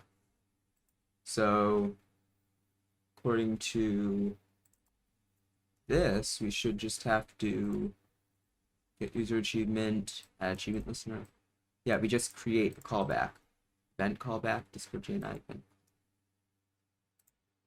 event callback. Oh, okay. Okay. Okay. So invoke JObjectRam. Yeah. Okay. So what type of callback do we want for this? If we do event callback and rename this to JCallback. Do that in the H file everywhere, please.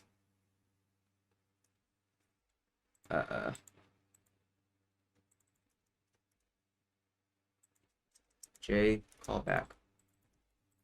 There, there, there, and same in here.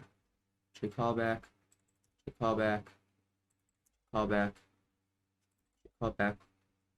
Feel like I'm missing one.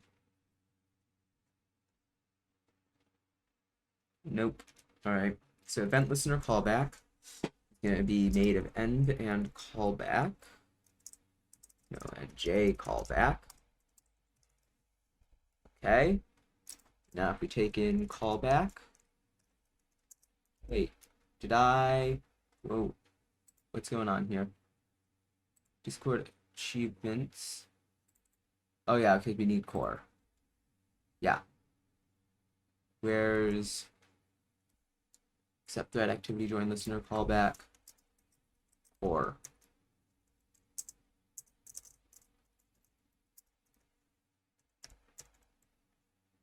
Actually, can I everywhere in the project can I find open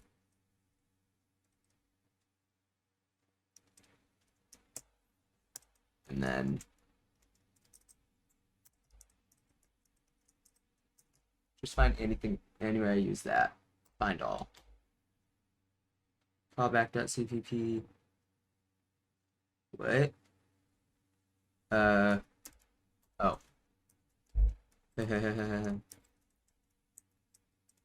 Find in files. Backspace. Open dot. No, dot asterisk. Backspace close. Find all. There we go.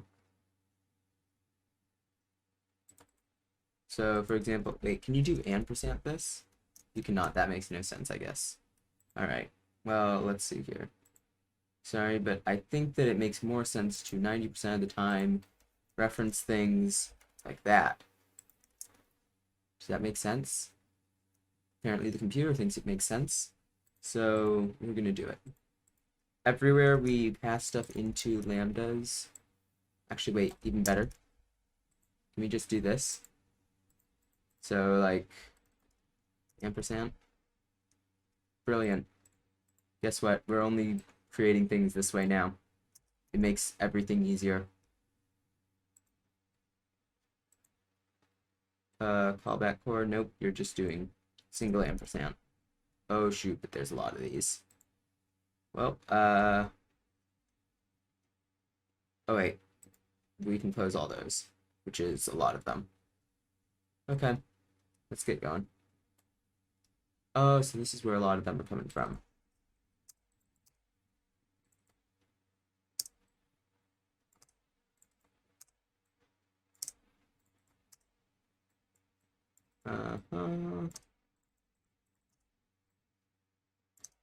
Just reference everything. Why can't we be in Java where no one cares if you use values or references because everything's the same? Oh well. This is why we are porting it, so that we don't have to later. Is there a research? Repeat find. Brilliant. Coming along. Ampersand.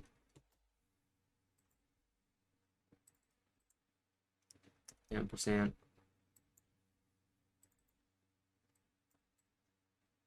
Ampersand.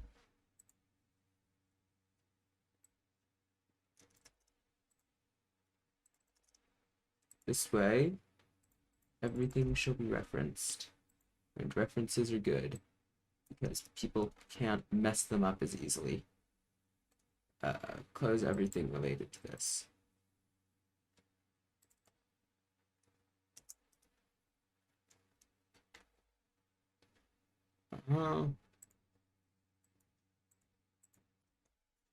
Brilliant. So I now close this, and then I repeat find all. See that we are now using ampersands absolutely everywhere. I don't care about what you do. Brilliant. Okay. That is better now. Let's close some of these things because we don't need them anymore. Just get rid of all that. That's better. All right, that's better. Okay, that's zoomed out. Bring it back to 110. All right. Now, where were we? Discord activity. Here we go. So, with a constant char pointer, what should I call this? What does it give me? On activity join, join secret. Join secret.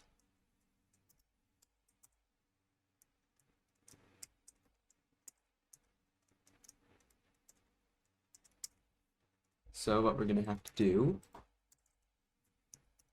is simply this. So we will define our JNI environment code to create the environment, and should just do it the way. Stop that. Do this. And then here we go. So in here we will just do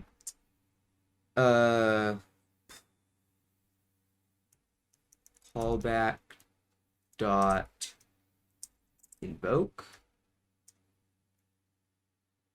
on end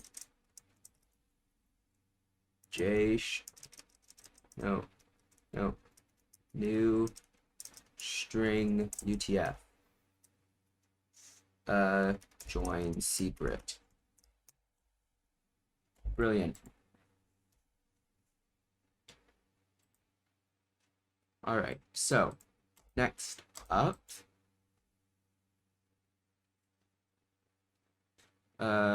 remove for ActivityManager dot on ActivityJoin dot disconnect token.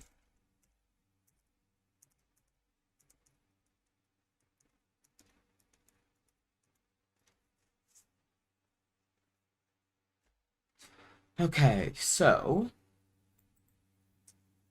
next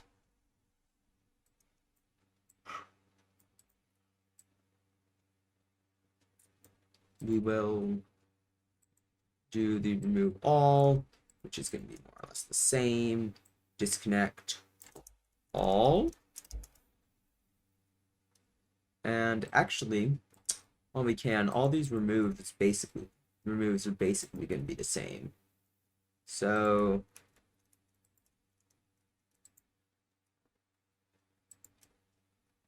we can just write them all up now. Same with disconnect all. The only ones with any difference are the add listeners, because they have to actually add code. Remove all.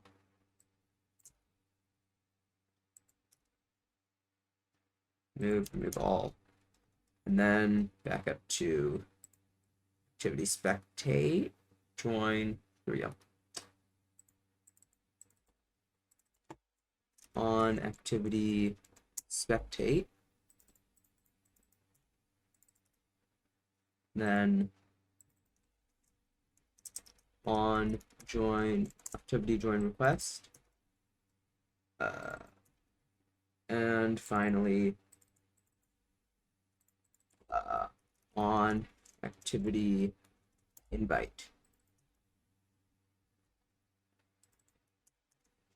All right, great. Now we just have to add the add methods. So ActivityJoinListener,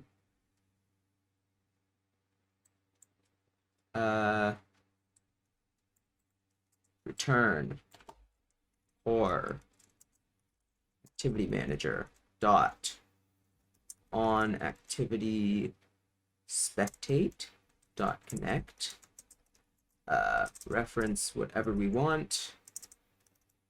Ooh, actually, will that involve referencing env? Maybe. And we don't want to do that in all these cases.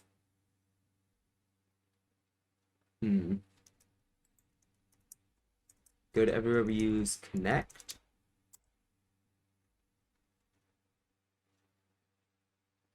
No,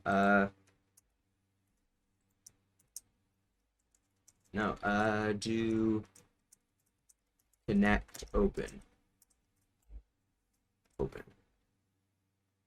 Don't use regular expressions for this and find. So there are a few places. So here,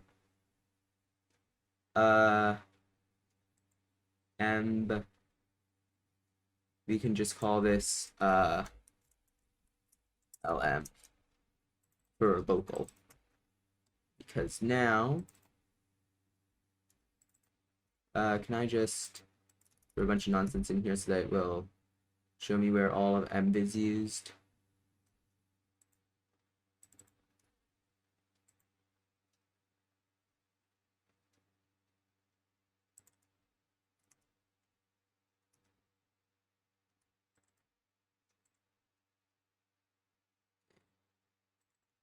LM, and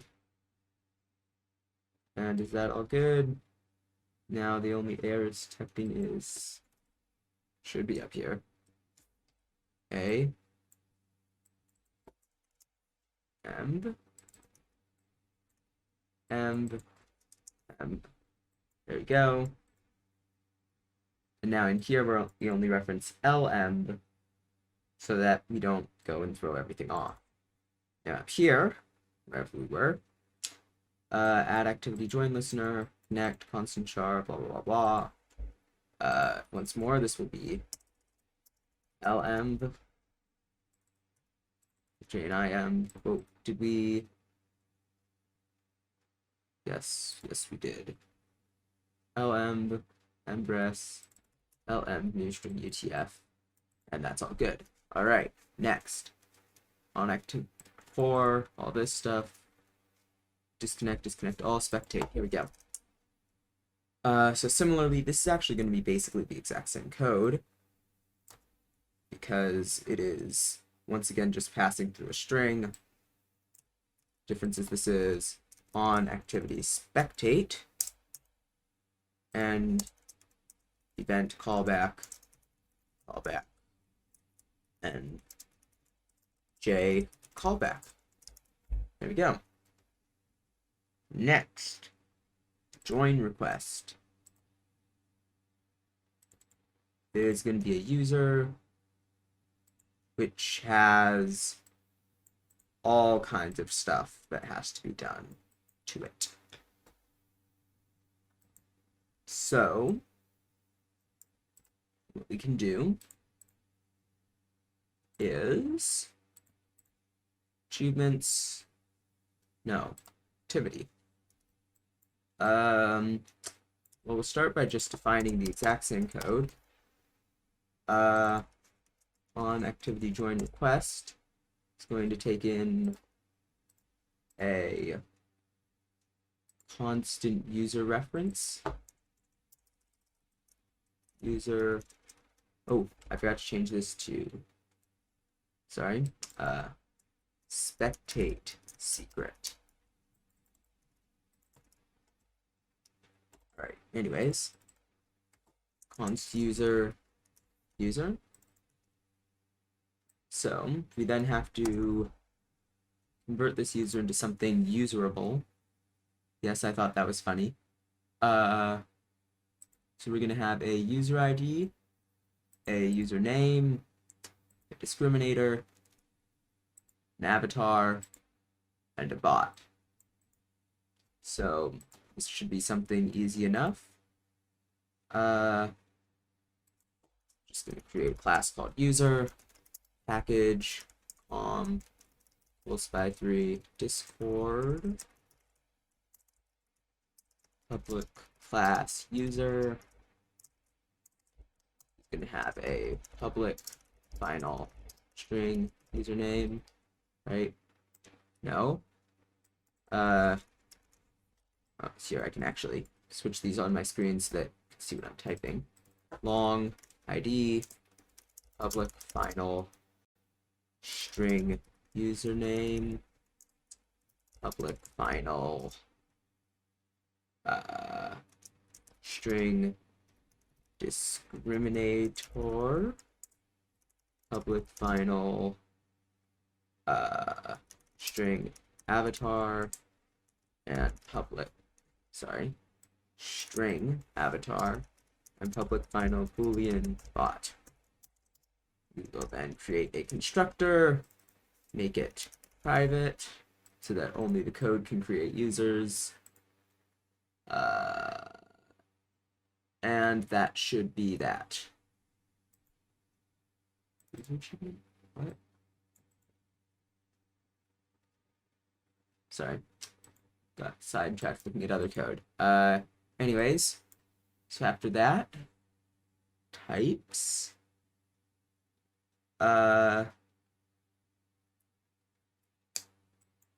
We will go into here and we will say jclass user class is env bind class CoolSpy3 user jmethod id jmethod id constructor id is env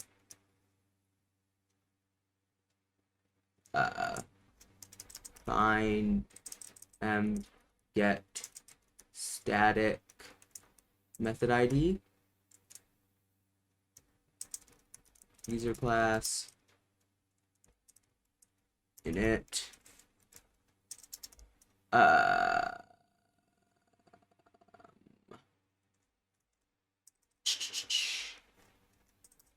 I think it's a void method. I'm gonna double check this in a minute, but it takes in a long string boolean. So long I think is J string Java lang string. How many of these? 3. And a boolean, which is B. No, it's Z, isn't it?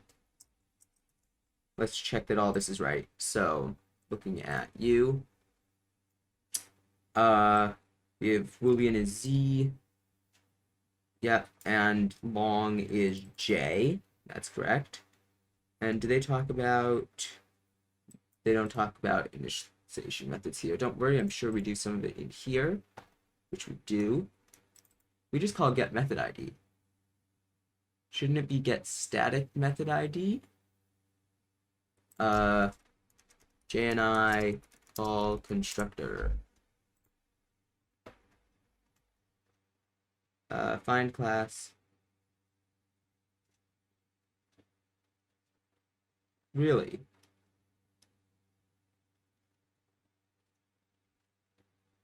So next time. What I'm questioning is why is get method ID class int IID? Huh.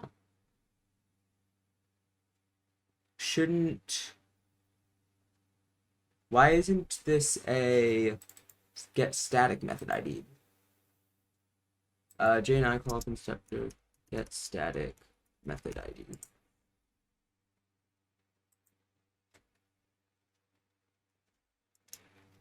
Interesting. We need parent class Example, I also need to calling class new object function. Wait, what? New parent class and the get method ID signature. L sum class. What?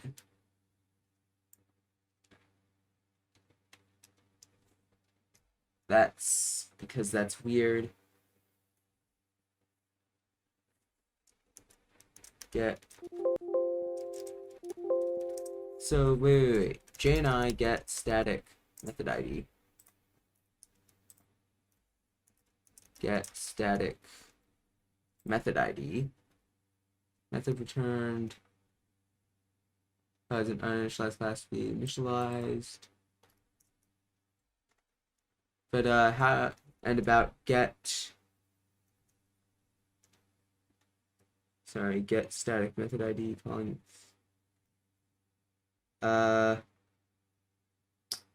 Get object class is instance of is same object. Get method ID, on the other hand,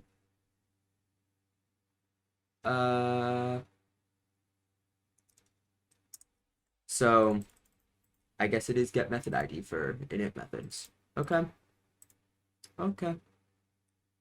Also, I made the mistake of not using lm here. Init for that. Then J object user obj. Actually, here we'll just call it J user is lm new object user class instructor ID, and now we just pass in all this stuff. So user dot get ID, user dot get username, user dot get discriminator, user dot get avatar, user dot get bot. With the following changes, mainly env new string utf for these three. And of course, we need to add our closing parentheses there and there. So that should create our user. And then we just do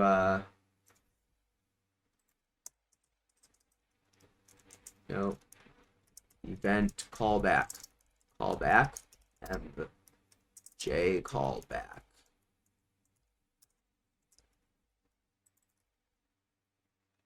So callback dot invoke J user.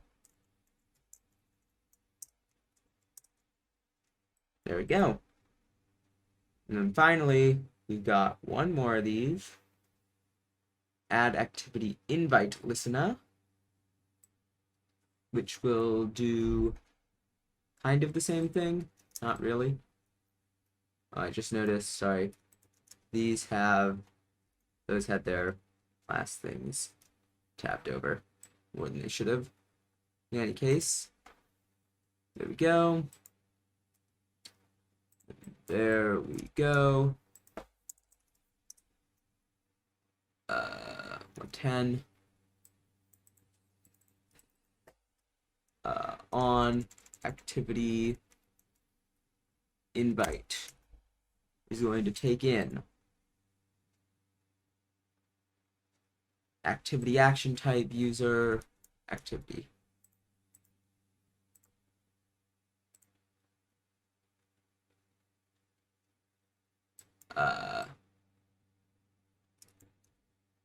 To the action type const user reference user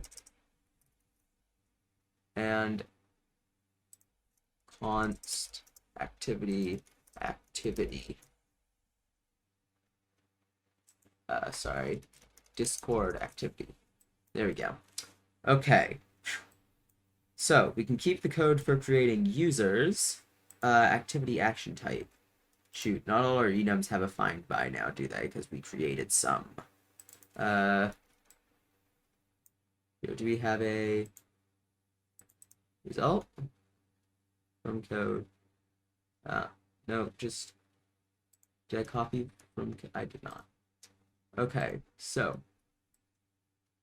go here. And we're just gonna go down the list. So we have our enum in here.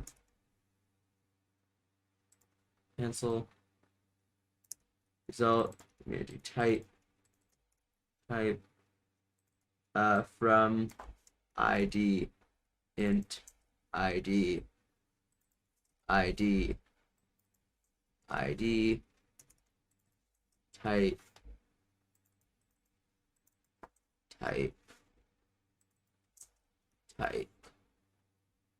no activity type exists for ID.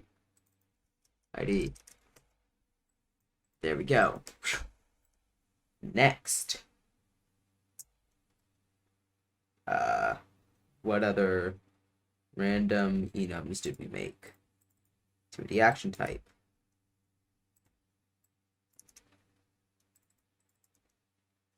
Activity action type, activity action type, activity action type. There we go.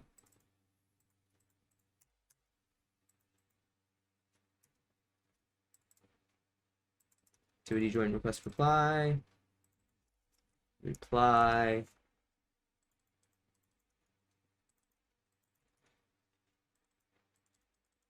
ActivityRequestReply.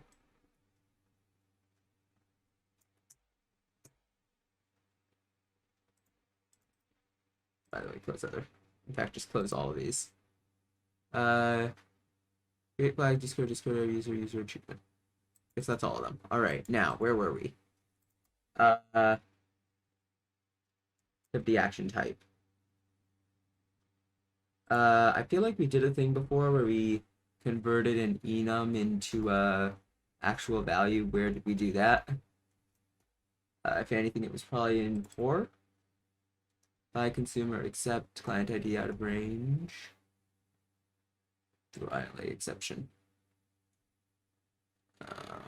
No. No. Ooh.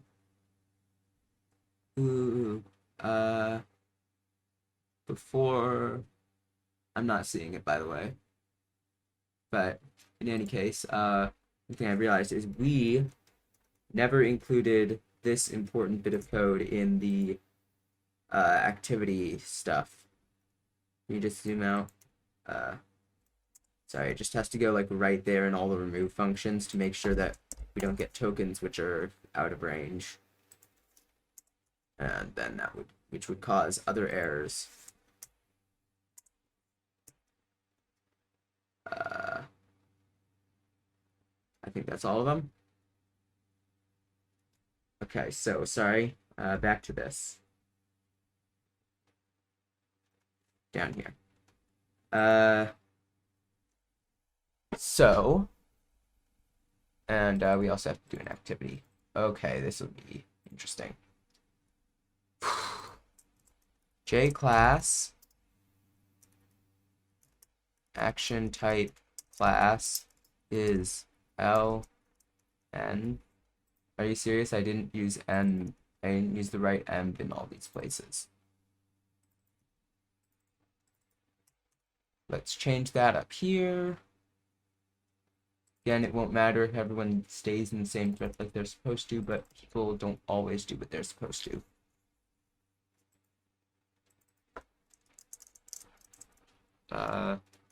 L M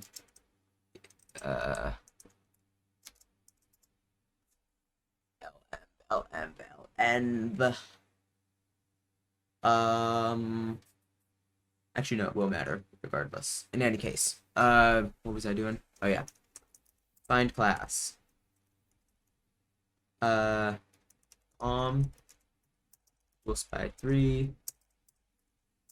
Discord activity action type. Method ID.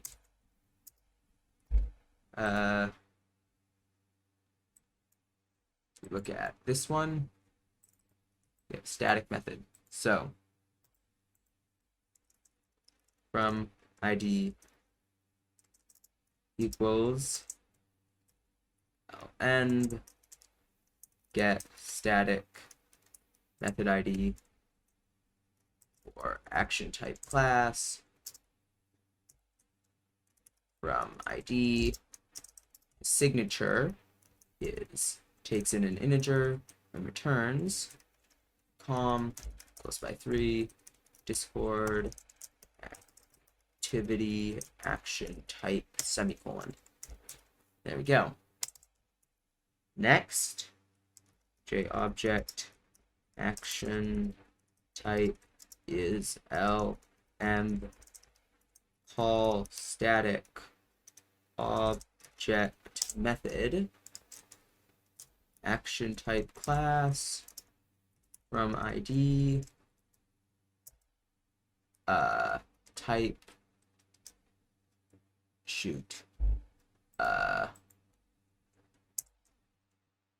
JInt type int switch type case okay, is it? Oh, 1 second. Okay, sorry, I'm back. Activity action type. So if we are reading, oh, this is join spectate.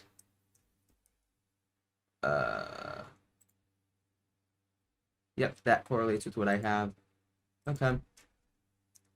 So sorry, we want to do spectate first then. Type int is 0, break, case, activity, action type, join, default, type int is 1, break. And actually, I want to actually make a quick edit to this, so what this should say is you won't throw a legal argument exception, but instead you'll say return ID is 0, spectate, join. And similarly for you, return ID is 0, yes, ID is 1, no, otherwise ignore.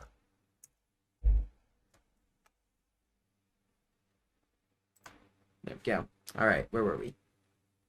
Type int is 0, type int is 1, action type from ID, and rather than type, we're going to do type int.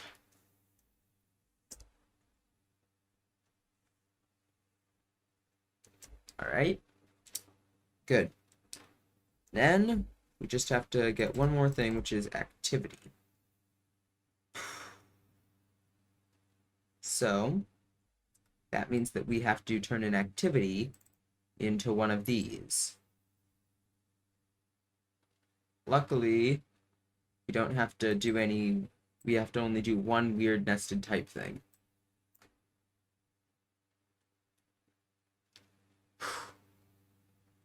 All right, let's get to work, okay? JClass activity class is lm. We're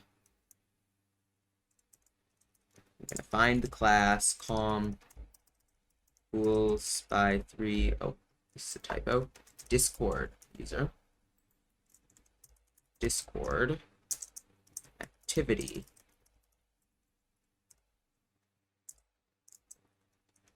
Method ID, user constructor ID. It's going to be used here. Activity constructor ID is emb get. Whoa, Why are we getting static method ID? Just get method ID. I don't know why we're doing that. Because I thought when checked and it was actually just get method ID. Yeah, must have just left it in there by mistake. Alright. It is getting late. But we shall finish this first. Activity class. It. And it's going to take in a Java, well,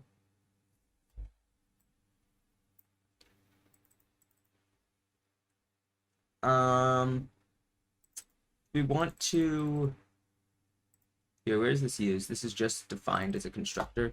In that case, we'll take in an int for type. And then we'll do type. Actually, no, even better. Even better. We will copy this constructor. And then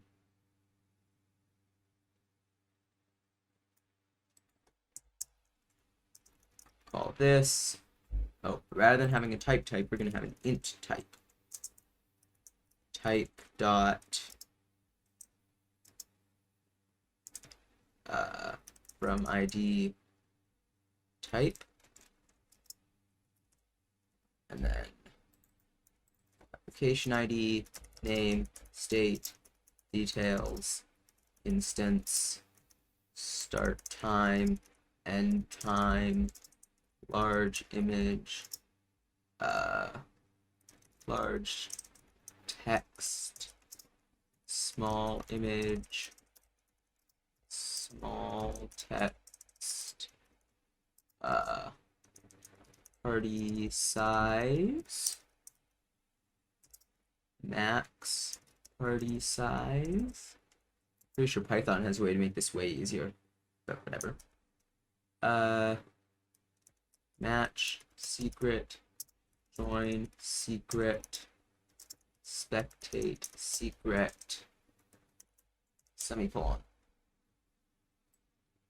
Which, imagine if we had to actually put in like actual values for all of these.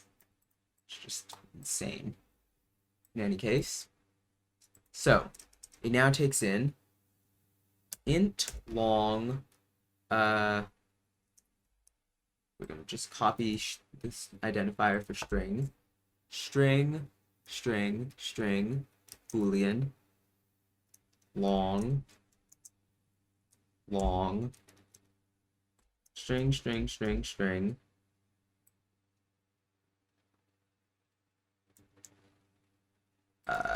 int, string, string, string, void. I did correctly identify this as void, right? Yeah, good. Good. All right. So that's the constructor method signature. And then we need to actually do one more thing here, which is JInt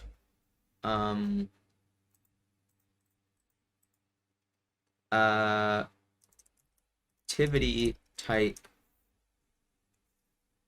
int switch on activity dot get type case activity action type. No, get type is in activity type.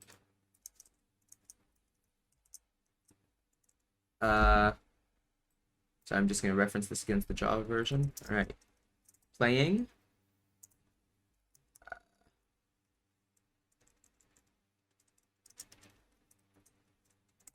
is 0, and actually we'll also make that the default, but we're also going to have streaming, listening, and watching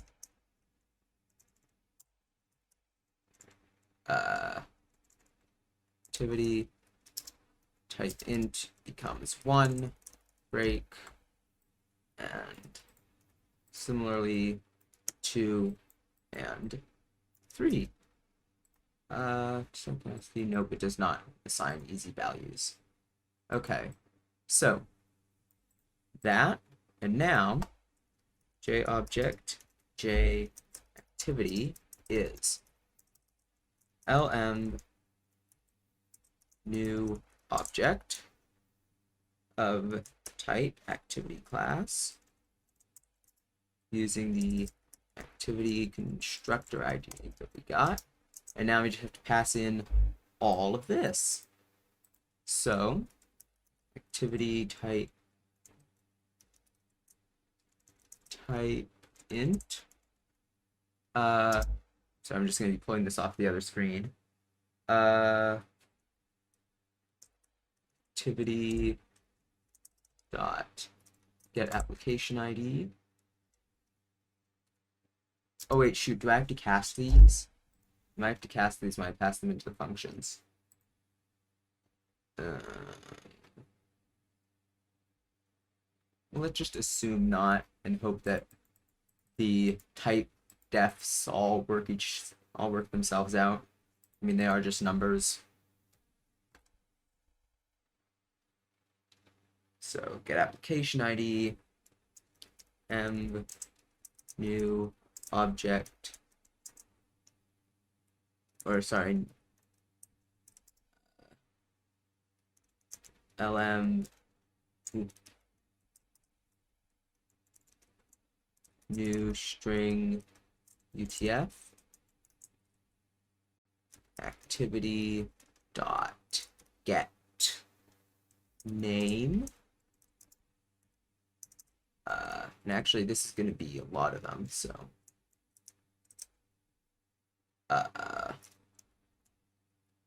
state and details, get state, get details. Next up, instance, so activity dot get instance.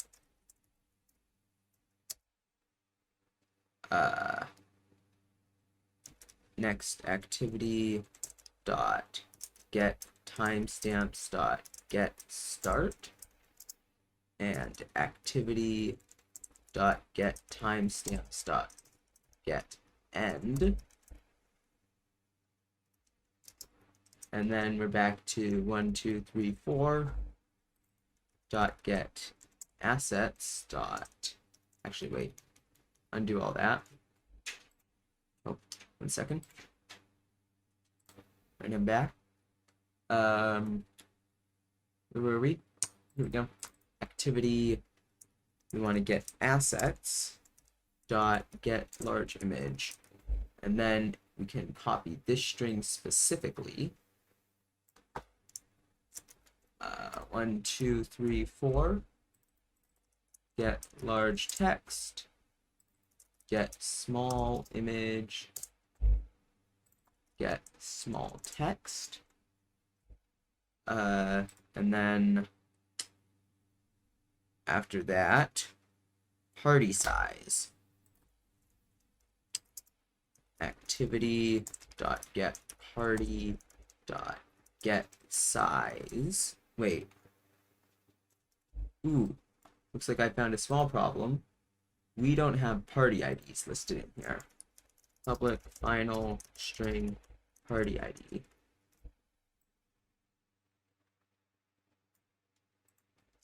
String party ID.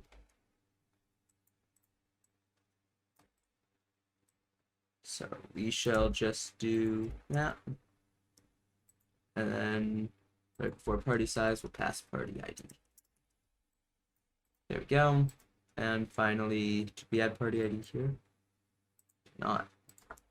So this dot party ID is party ID. All right, fixing that. Can we just add this here? Get party dot get ID. Next, get priority.getSize.getPrintSize, and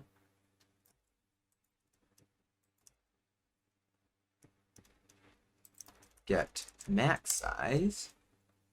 And I think we're almost to the end. Yeah. Now we just have to do one more of these. Actually, a few more, but get secrets dot get match, and then we can copy this for get join and get spectate. Thank you so much to VS Code for auto wrapping lines. It makes this somehow, I think, slightly more readable. Still not that readable, but in any case, then we invoke, not quite actually. We need to do one more thing, which is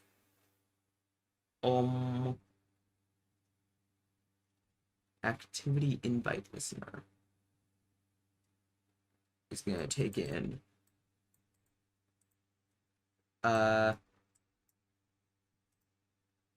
we just create something called ActivityInvite data CoolSpyCodes Discord public activity invite data. Actually, does activity need to be privated with these constructors? I don't think so. We can do this. I mean, it's basically just a storage type, so I don't think that matters in any case. Class. It's gonna have a public final what again? Activity action type public final user public final and a public final activity, and then we're just going to create it like that, and there we go. Brilliant, programmed, great. Then go back here, we're going to create our J class invite data class is find class CoolSpy3 Discord activity invite data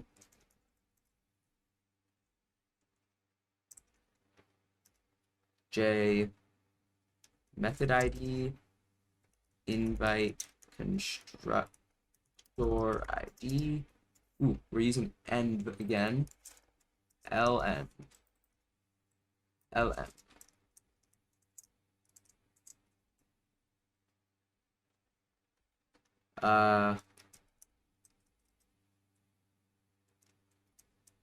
get method ID for the invite data class init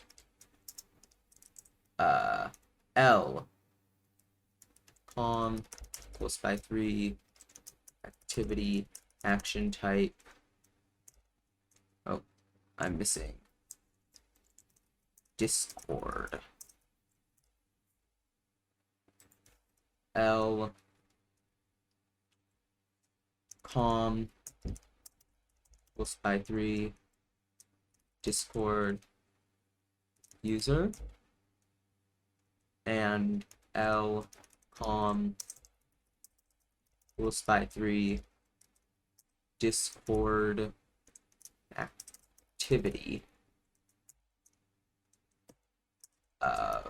in a void and that, and there we go. Then finally JObject invite data equals lm new object of type invite data class with invite constructor ID created with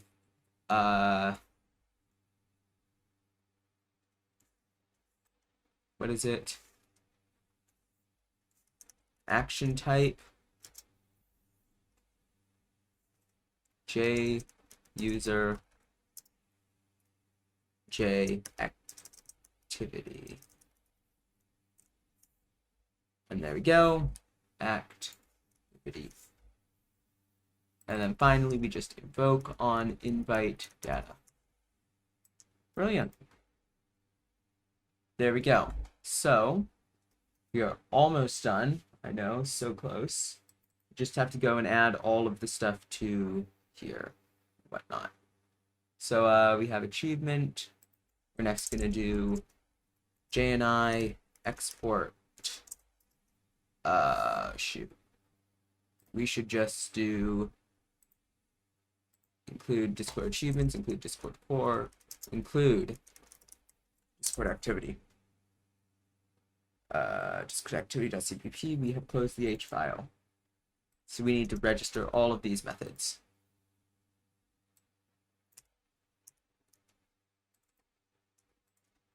So copy JNI export space. So you have to export all of these. Oops.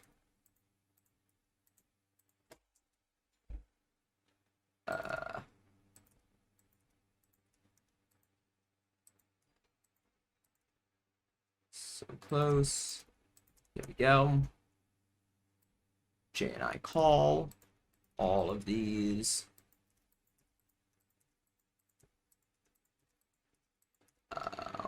It's there.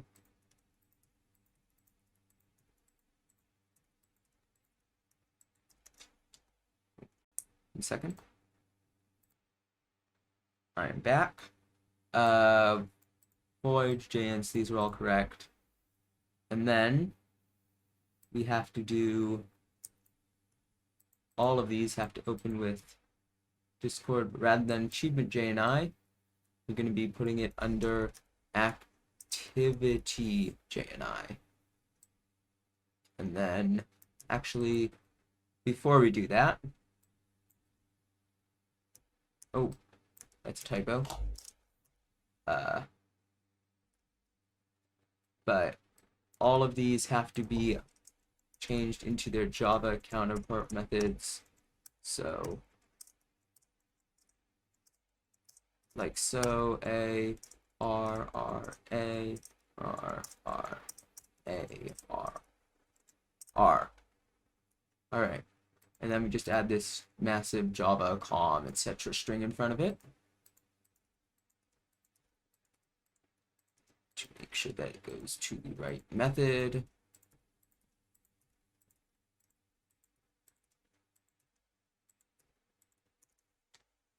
And that is now good. And now, do I actually add space between these? I do not. There. Oops. Don't press the wrong button on the keyboard or it tries to reformat your whole file.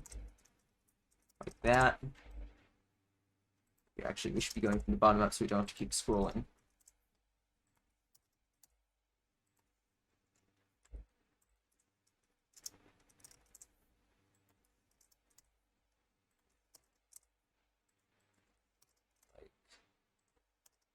So, is it? No, it does not think that everything is weird. Just thinks some of everything is weird.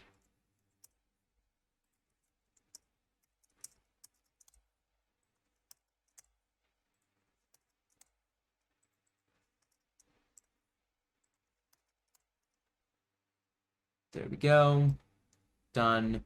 Now have all of these methods. Now we just have to make sure that these are all set up right. So, next, we have to include a J class on all of these. Oh shoot, I might have just realized a small problem.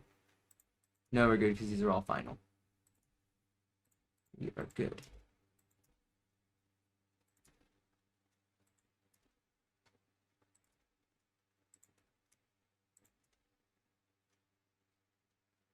Class, J class. J class, J class, J class, J class. All right. Now we just go through and call all the underlying functions. So Discord, JNI, activity, RegisterCommand, handle.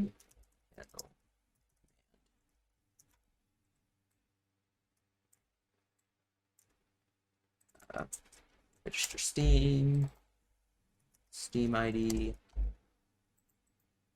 Actually, can we just copy this definition here?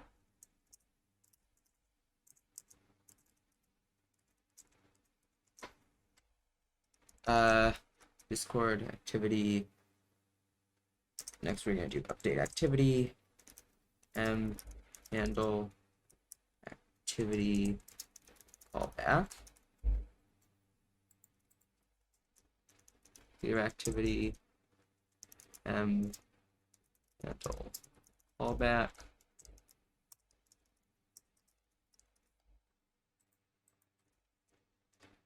SendRequestReply, handle user ID response callback, SendInvite, handle user ID JType message callback, AcceptInvite,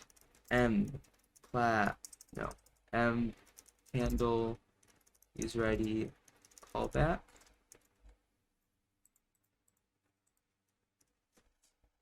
activity, add activity join listener,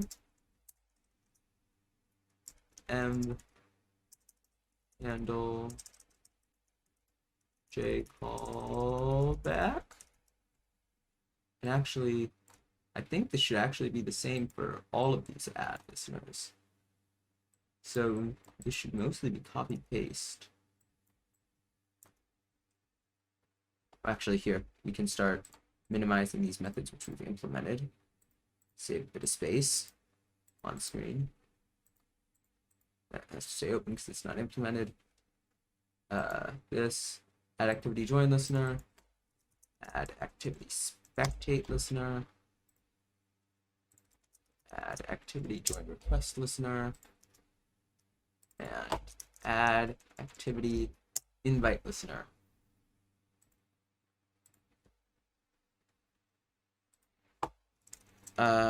Next,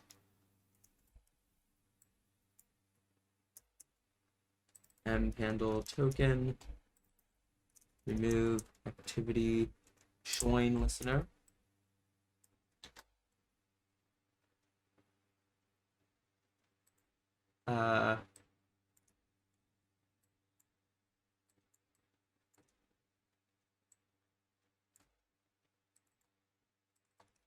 remove activity spectate listener,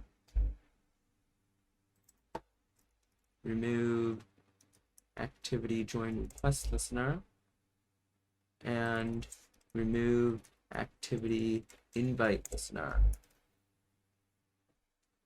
Can then minimize that, and that. Just a few methods to go. Next, remove, oh shoot, again, remove all activity join listeners, and handle.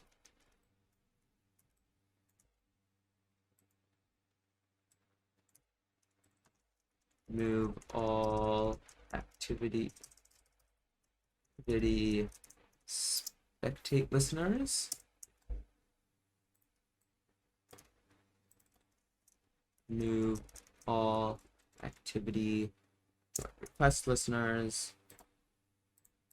And finally, remove all activity invite listeners. And with that, we have every single method written up in here. So finally, build solution.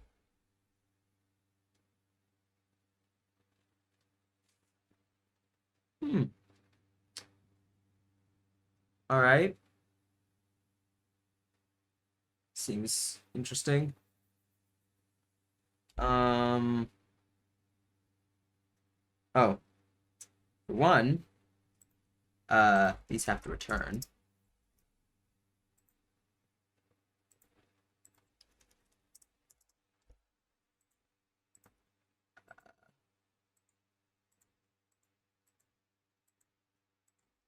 Return.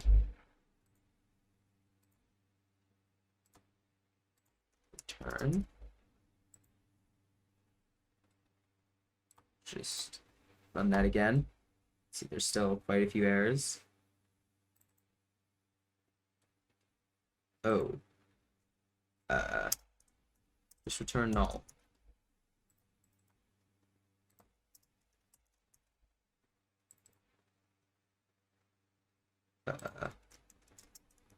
Null.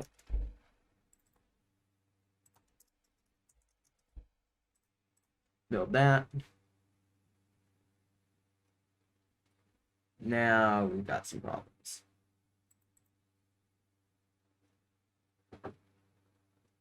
What assignment operator was implicitly defined as deleted? What?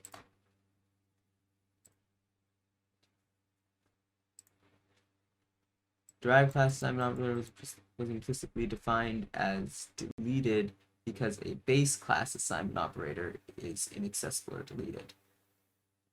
What?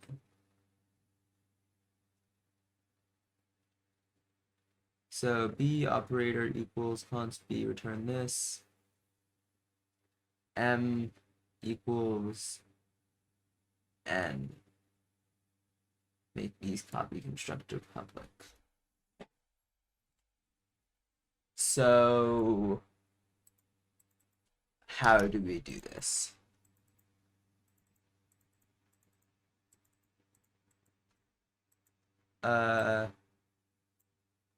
We have ampersand.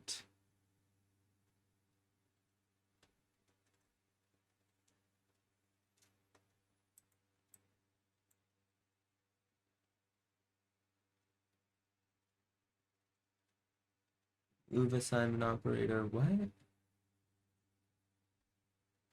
So it's a problem with callback? It's weird that it's being called, that it's accessing so many different times on actually the same line. Just 22 of all things. Is it this? So if I change this to this, does that fix it? It does not. I'm pretty sure this is the problem, because I'm pretty sure if I was to comment out this line, it would break a bunch of the other code, but it would build that file. Some request do invoke is not a member. So it breaks everything else, but it does do it. I mean, if I maybe don't make it const, does that fix it? I mean, it does. I don't know why it does, but it does.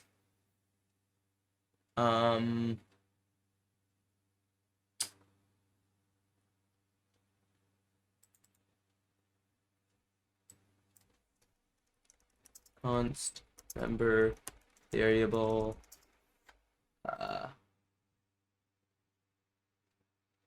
assignment operator was implicitly defined as deleted.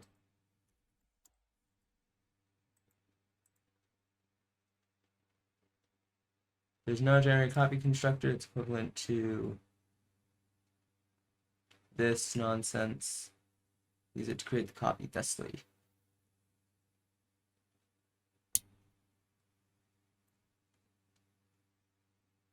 What?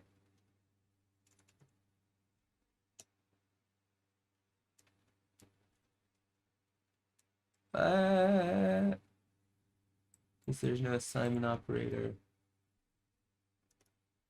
This is weird. I don't like it. But I also don't like the idea of someone overwriting the do invoke thing on callback. How about this?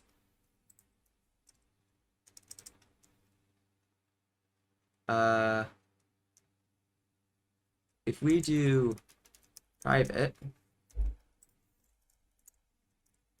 and then public, or no, and then do the same thing, this, return do invoke, which means that you can read it but not write it. Does that work? Why doesn't it like this? No suitable constructor exists to convert from function void result to SD function void result. What? That makes no sense. If I do an ampersand here and like, I don't know. In C++, something I've learned is that if you just throw ampersands around, it sometimes fixes stuff. See? Oh, that didn't fix it.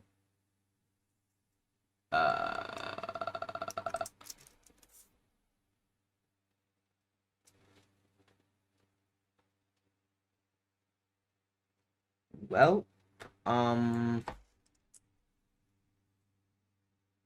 guess what? You can override it. It's your callback. Basically, I don't want to figure out how to actually do it. So I just told it to rebuild everything. Brilliant. All right, next up. Signed, unsigned mismatch.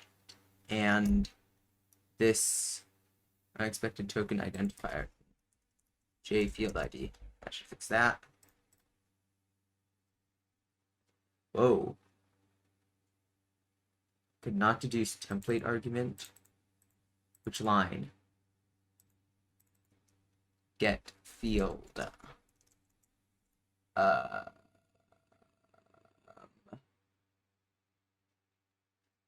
What? J object.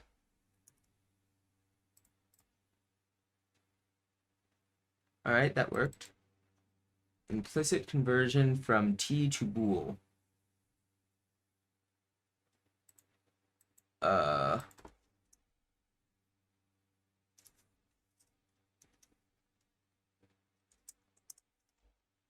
mean, this should return a J boolean, right? So, yeah. Anything JNI true? J boolean bool. Okay, same for J boolean to bool. So it looks like you can just cast it, right? So rather than doing that, sorry, cast to bool. Does that work? Yep. All right. So now we just have to get the unsigned uint32 key. We had this problem before. Yes, we did. Yes, we did. Yes, we did. It was in Discord core. Do you remember where? Client ID. Yes. Okay. Then throw ILA exception, return null. Otherwise, client ID is stored here. So we do this all weird JVM stuff. So basically we do this. Go to, guess what? Rather than JInt, you're doing a JString. Why? Because it has to be unsigned. JString.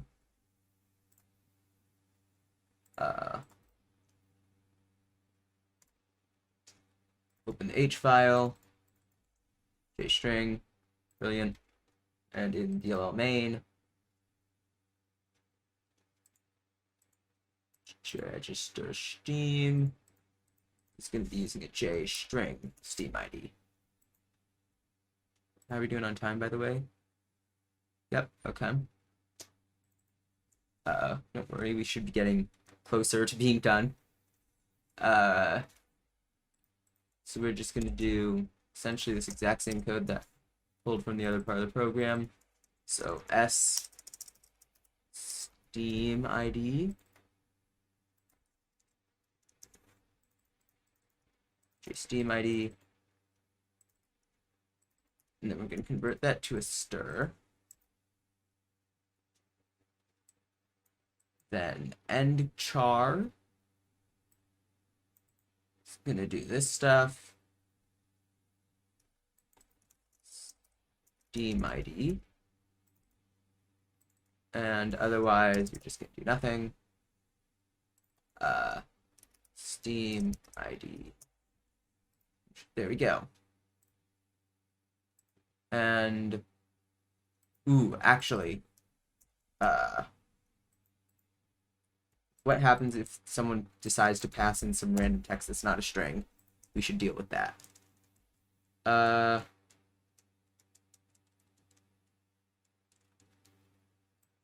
Error no.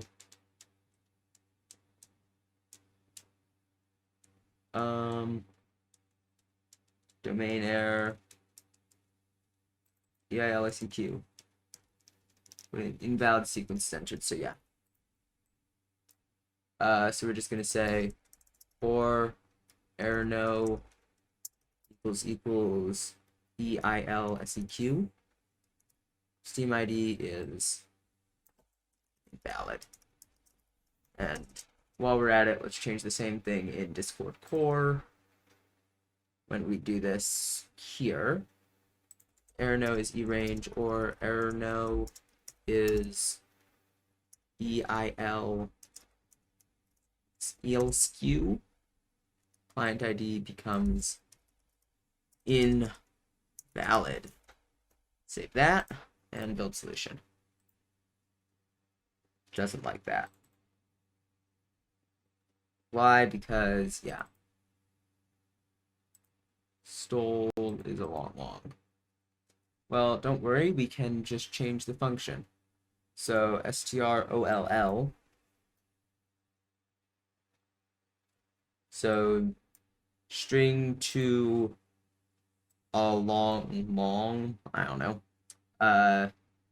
In any case, we are looking for a uint32t, which in this case is going to be an unsigned int.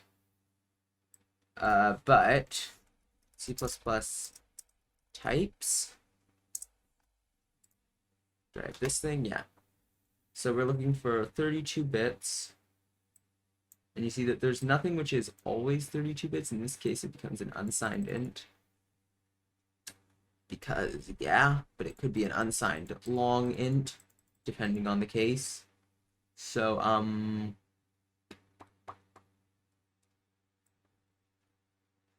how do we do this?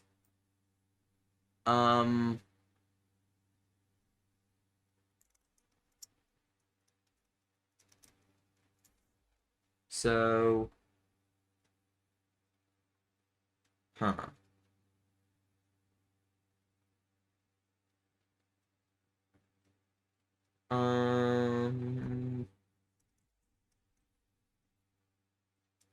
C++ launch char to uint. We just do uint8t. We can find what the method's called to do this. Oh, it's weird. You do like method copy. I would simply do ATOI. Actually, why don't we just use the greater type and then, yeah. Okay.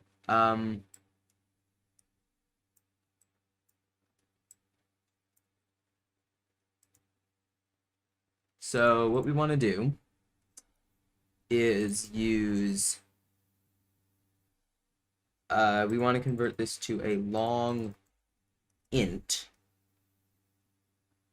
So string like this.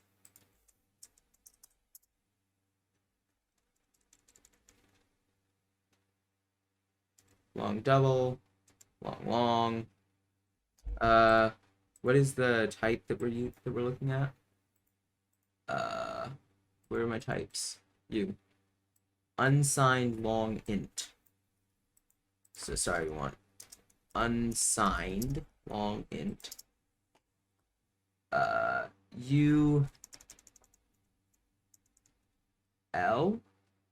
unsigned long to string.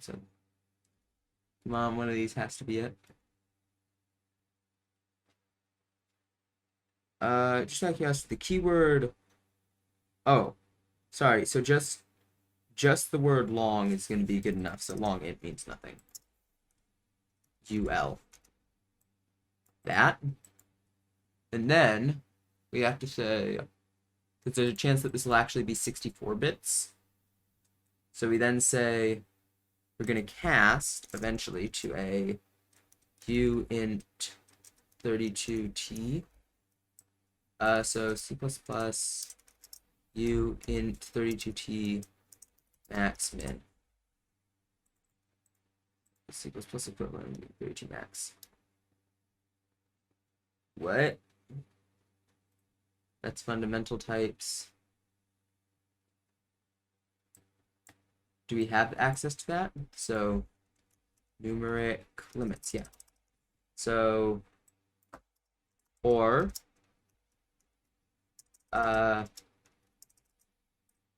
Steam ID is greater than numeric limits uint32t max. There we go. And then build. And it still disliked that. Compiler will insert spectre mitigation for memory load if QSpectre switch is specified. Let's see what parenting code causes spectre migration, such as lfents to be inserted when the QSpectre should specify. Let's identify by this code. Mitigation is not inserted until you recompile with the QSpectre switch. Really?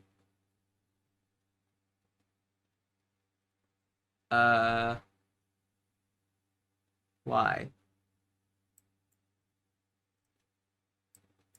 Insert in line 16. So, well, let's just recompile with QSpectre. I think that'll get rid of it. And also should, it looks like, because it's spectre mitigation, remove the bug. All options, Q. Shoot, is it a linker thing? Says it's compiler warning though. Let's just look at the QSpectre switch. Compiler generation.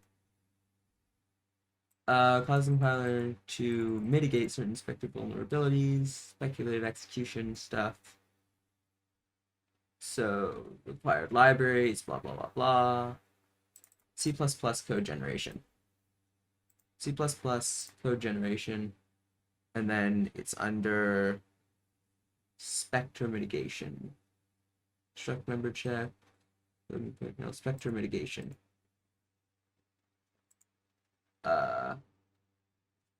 What are the options?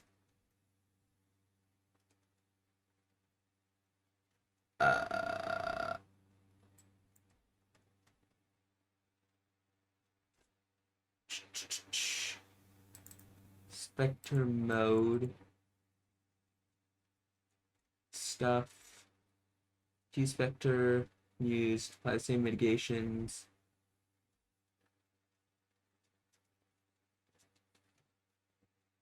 Spectre load extends mitigating against spectre side attacks. CFs. Serializing instructions for every control flow that contains load. Subset of mitigations. So I think we want QSpectre load appears to get the most stuff. Extends mitigation. Yeah. So let's set this to QSpectre load. Apply. and build. Spectre mitigated libraries are required for this project. Spectre's being used. What? Well, I can't really update my VS Code right now to include that. Can we just disabled?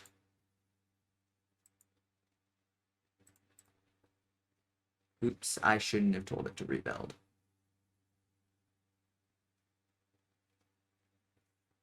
Just out of curiosity, what's it running this on?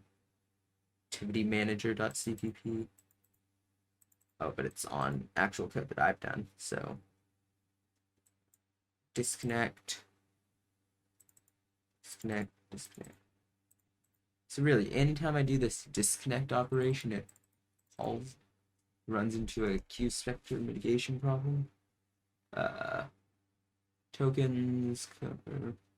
I can't change any of this code, so how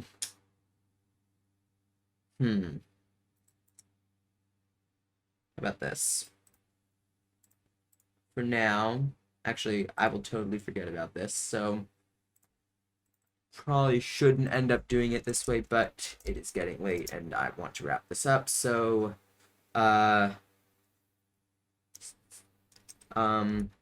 fix C5045 errors.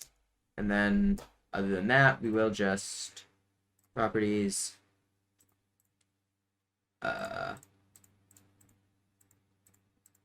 shoot, how do we will disable 5045.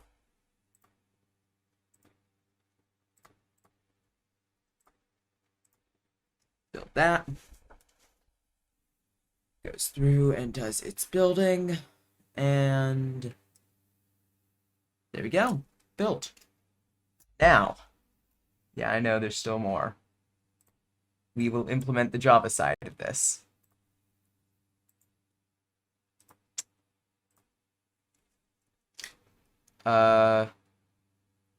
Activity JNI. It's going to basically be another JNI class. We can use this stuff. However, rather than achievement JNI, this is activity JNI. And now I'm going to bring this over to my other screen, and we are going to write up all these methods. So they really all throw a legal argument exception. Can they throw anything else? I think even the core ones don't really throw anything else besides the occasional Discord error. Yeah. Okay. Actually, which one manages? No, it's probably something with initialization. Register command, register Steam, update activity. Here, can we just? So I'm going to make these all kind of the same so that we can deal with it. How many of these do we have? 1, 2, 3, 4, 5, 6, 7, 8, 9, 10, 11, 12, 13, 14, 15, 16, 17, 18, 19. 3, 6, 9, 12, 15, 18, 19. All right, let's go. Register activity, update activity, clear activity, send request reply, send invite, accept invite, add activity join listener, remove activity join listener, and remove all activity join listeners. And then we'll actually leave this here for now. and go through and write up all these definitions. So this is going to have string mand. RegisterSteam is going to have string Steam ID. UpdateActivity is going to have string. No. Activity.builder activity and a callback, consumer integer callback. Is that correct? Just curious. Want to make sure I'm doing this right. Callback invoke calls, searches for something which accepts an integer. Really, does such a method exist if we... Well, I mean, I wrote the code, so I'm going to trust that I checked that integer actually, the consumer of integer actually finds a consumer of integer, like, constructor thing, in any case. Consumer integer callback. Where were we? Open up DLL main again. ClearActivity, handle, and callback.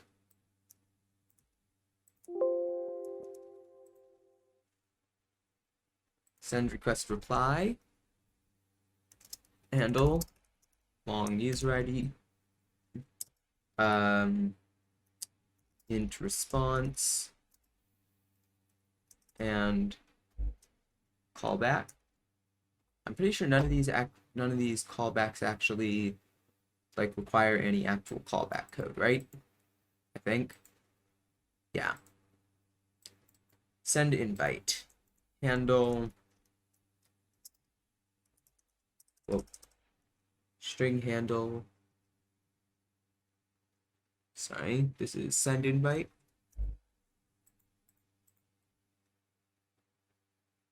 Well, I just wrote long user ID, int type string message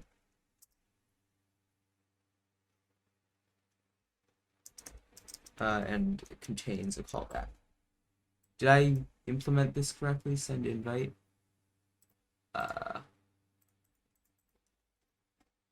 Always got to make sure.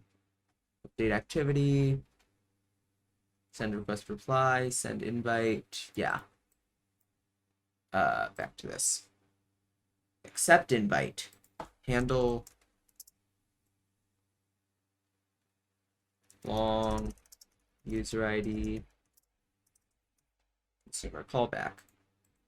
ActivityJoinListener is going to do handle, and it's actually going to be a consumer of string, maybe. Remember? And remove is going to be int token, and this is going to return an int. So you can add these, add activity spectate listener, right? Because we do join, spectate, join request, invite. Spectate listener,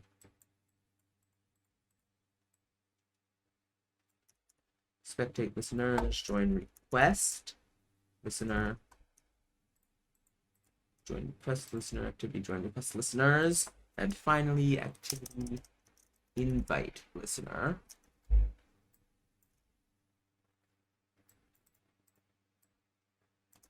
Now, if I remember correctly, these do string user activity no, it's activity invite data. There we go. So we now have all of these wonderful methods. You're gonna have to be the correct file. Brilliant. Good. All right. Then we now just have to program all this into Discord. So achievement core, we're going to add another section in here called activity.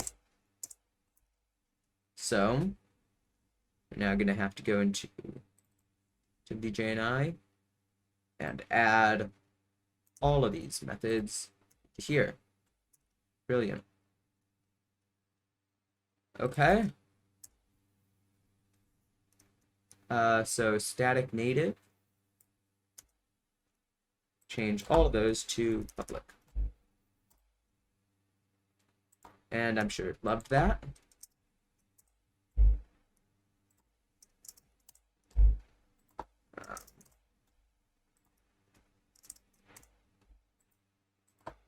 We shall load up implementations for all of these.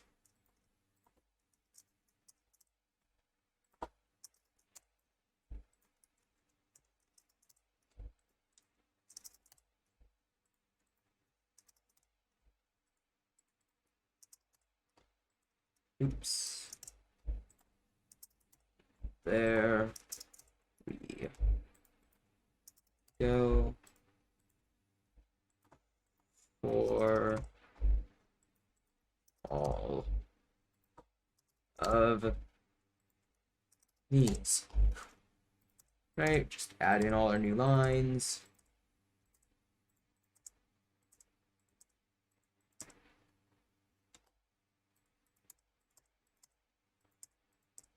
Oops.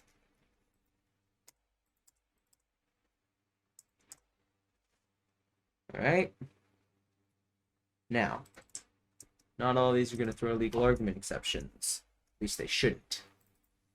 So UpdateActivity shouldn't. I don't think. ClearActivity shouldn't. User ID response. You shouldn't. You shouldn't. You shouldn't. At this point, I think the only ones which are throwing them are going to be these ones here, the remove ones. Yeah.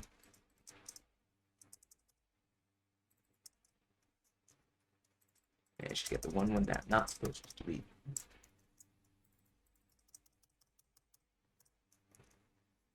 Okay. So now, do any of these actually have to do code? They do not. All right. Next up, we'll just go through and add is closed check to all of these to make sure they don't attempt to write to stuff that is closed.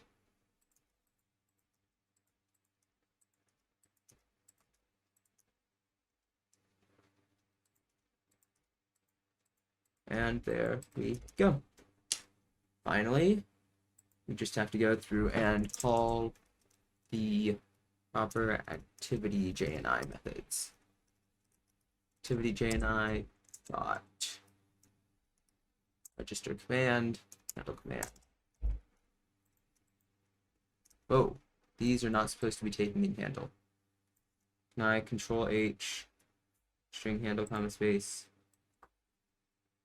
in here.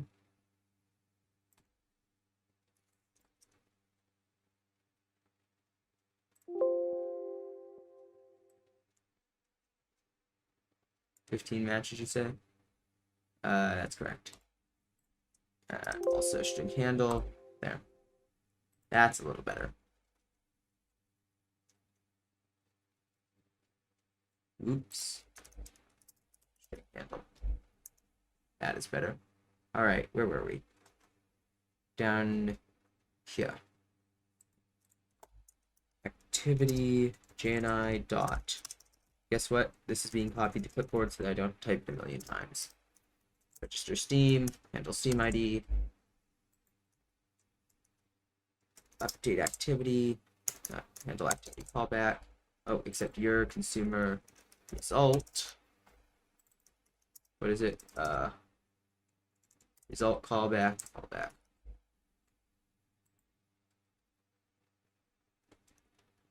ClearActivity,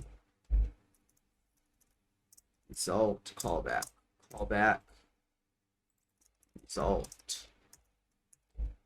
Guess what? Result, result, result. All these things are taken. All these things take result callbacks. Send request reply, handle user ID response, result, callback, callback. Send invite.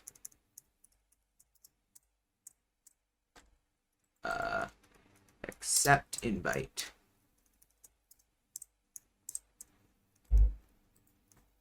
Add activity join listener. Callback. Remove activity join listener. No, remove activity join listener.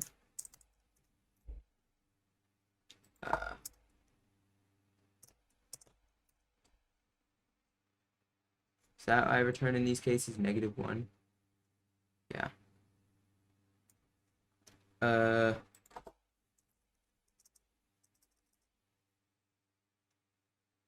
Oh, I did this completely wrong.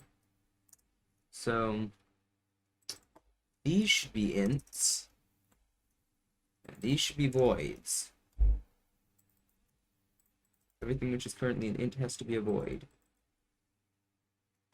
Void and int, int. So guess what? We're returning this with 1 because in here we made a mistake. This has to be int. This has to be int. This has to be int. And this has to be int. This has to be void. This has to be void. This has to be void. This has to be void. There we go. Next, copy activity JNI back to clipboard. Let's keep going. Remove all activity join listeners. Add activity spectate listener.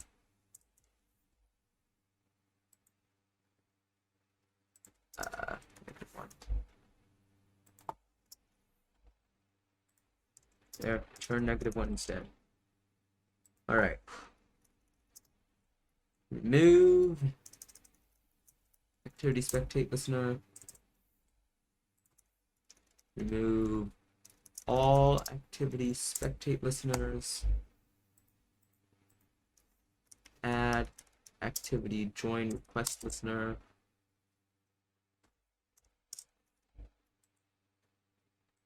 Turn. Remove activity join request listener.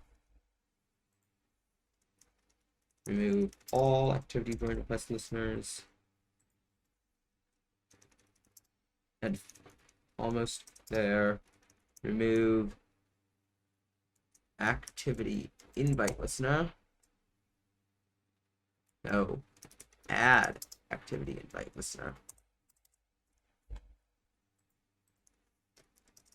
Remove activity invite listener. And finally, remove all activity invite listeners. And with that, shoot, where is the problem? Didn't type return.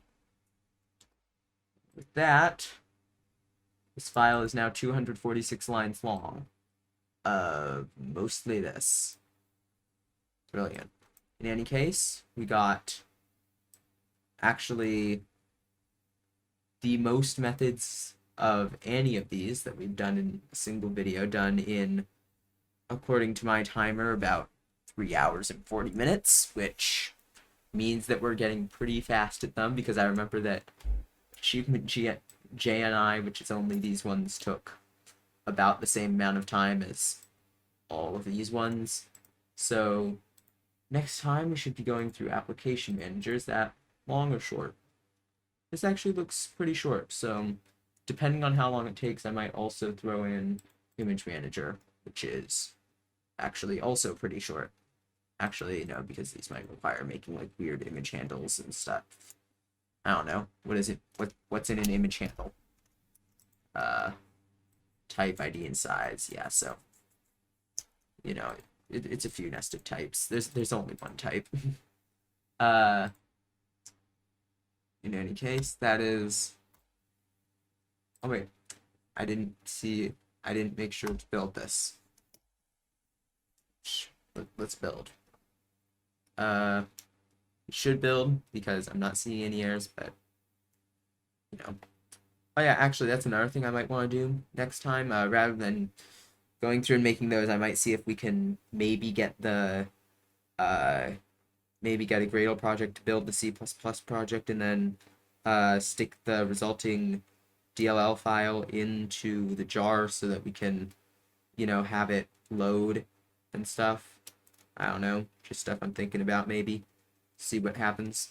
In any case, that is all I have for you today. So, alright, see you next time. Bye! Hello, this is me from the future. First things first, I know I mentioned in a previous video that I would try to get this video released on what is now the previous Monday. Couldn't make that happen, sorry. I had homework to do. But in any case, I was going through and editing it now, and I just noticed that I am apparently returning over here a constant char pointer from within this function, and this is not something that we should be doing because you see right here what we're doing is we're creating an R string, we're retrieving this pointer from it, and then we're returning that here. And what's going to happen is once this returns that pointer, this R string is going to be deallocated, and with it the characters which are allocated, didn't mean to click that, which are allocated as a part of this string here. So what we have to do to fix that, I think, is we can just do something like this. So hang on, is there a way that we can just say like a R string, I don't know, tempster? Does it not like that because we can't just initialize it? Equals null. Does it not like that either? Hang on, let's think.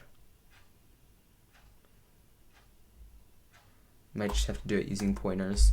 So we can define a pointer to null and then say shoot, how do we want to do this? Null pointer.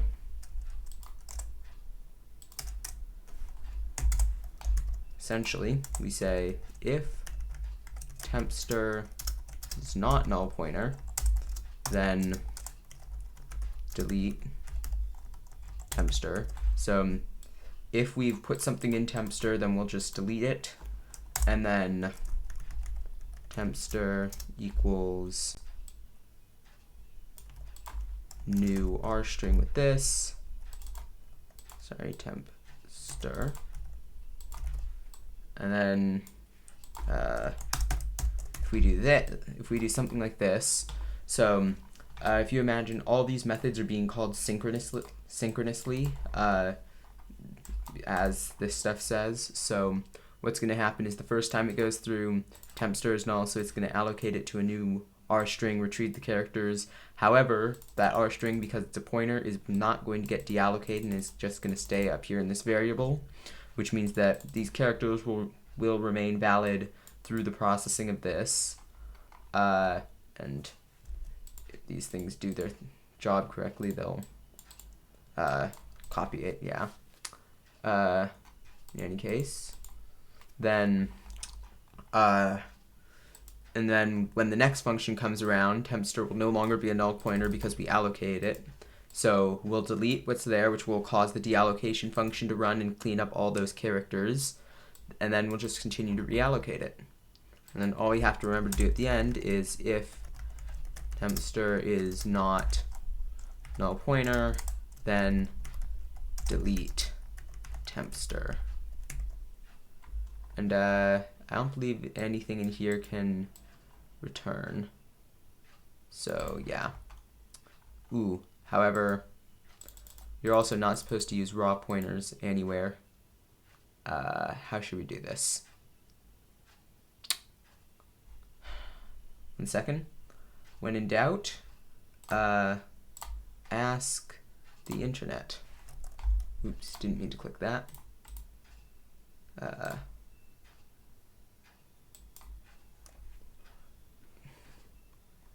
When in doubt, ask the internet.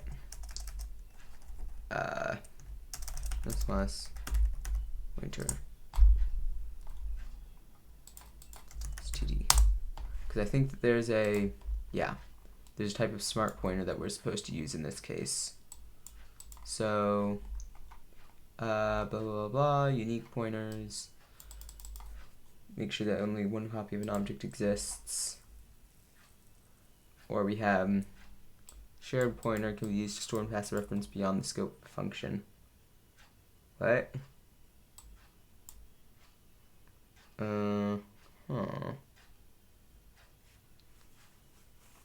So what you do is you'd say shared pointer foo, and then you do that.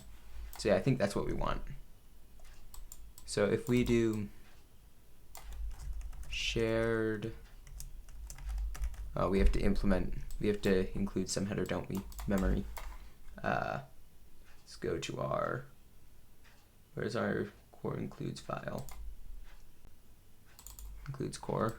Just include memory. Shared pointer, R string,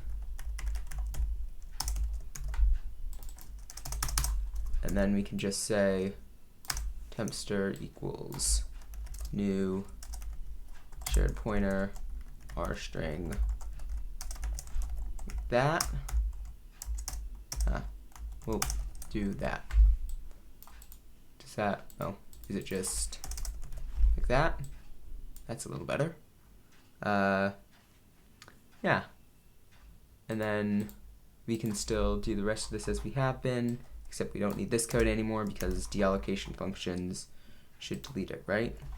Or do we need to when an object is created, creates a new object. Care about deleting what? So when an object is created, it creates, I'm just going to foo class, which is stored in foo. You can call get foo, which returns a shared pointer. The constructor calls the internal pointer and increase the reference count.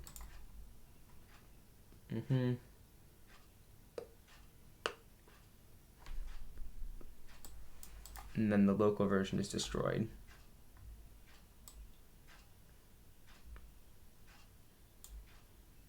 Wait, what? So this destroys the internal one. But if there is but then I'm guessing that when this function returns, then what am I talking about? STD standard library code is too complex for me to read. But my guess is that once it leaves the function, it will just automatically destroy it, so we don't have to worry about doing any cleanup. And so as long as stuff is stored in shared pointer, we should be good, I think. Yeah. Alright, I'm gonna assume that this will actually work. Let us make sure this still builds. Brilliant. Alright, in any case, that was just the one quick fix I wanted to do. That's all. I'm going to go back to editing this. Alright. Boy. And one more thing I noticed right here is these are taking in integer types, which just because I wrote these quickly, but these should actually be taking in it's like an activity join request reply response dot and then we do response.id, and similarly this has to be activity action type. Yeah, this one. Type.id. That's it. Should hopefully be the last time I have to make another quick fix, but do it as many times as it takes. Alright, back to editing. Bye!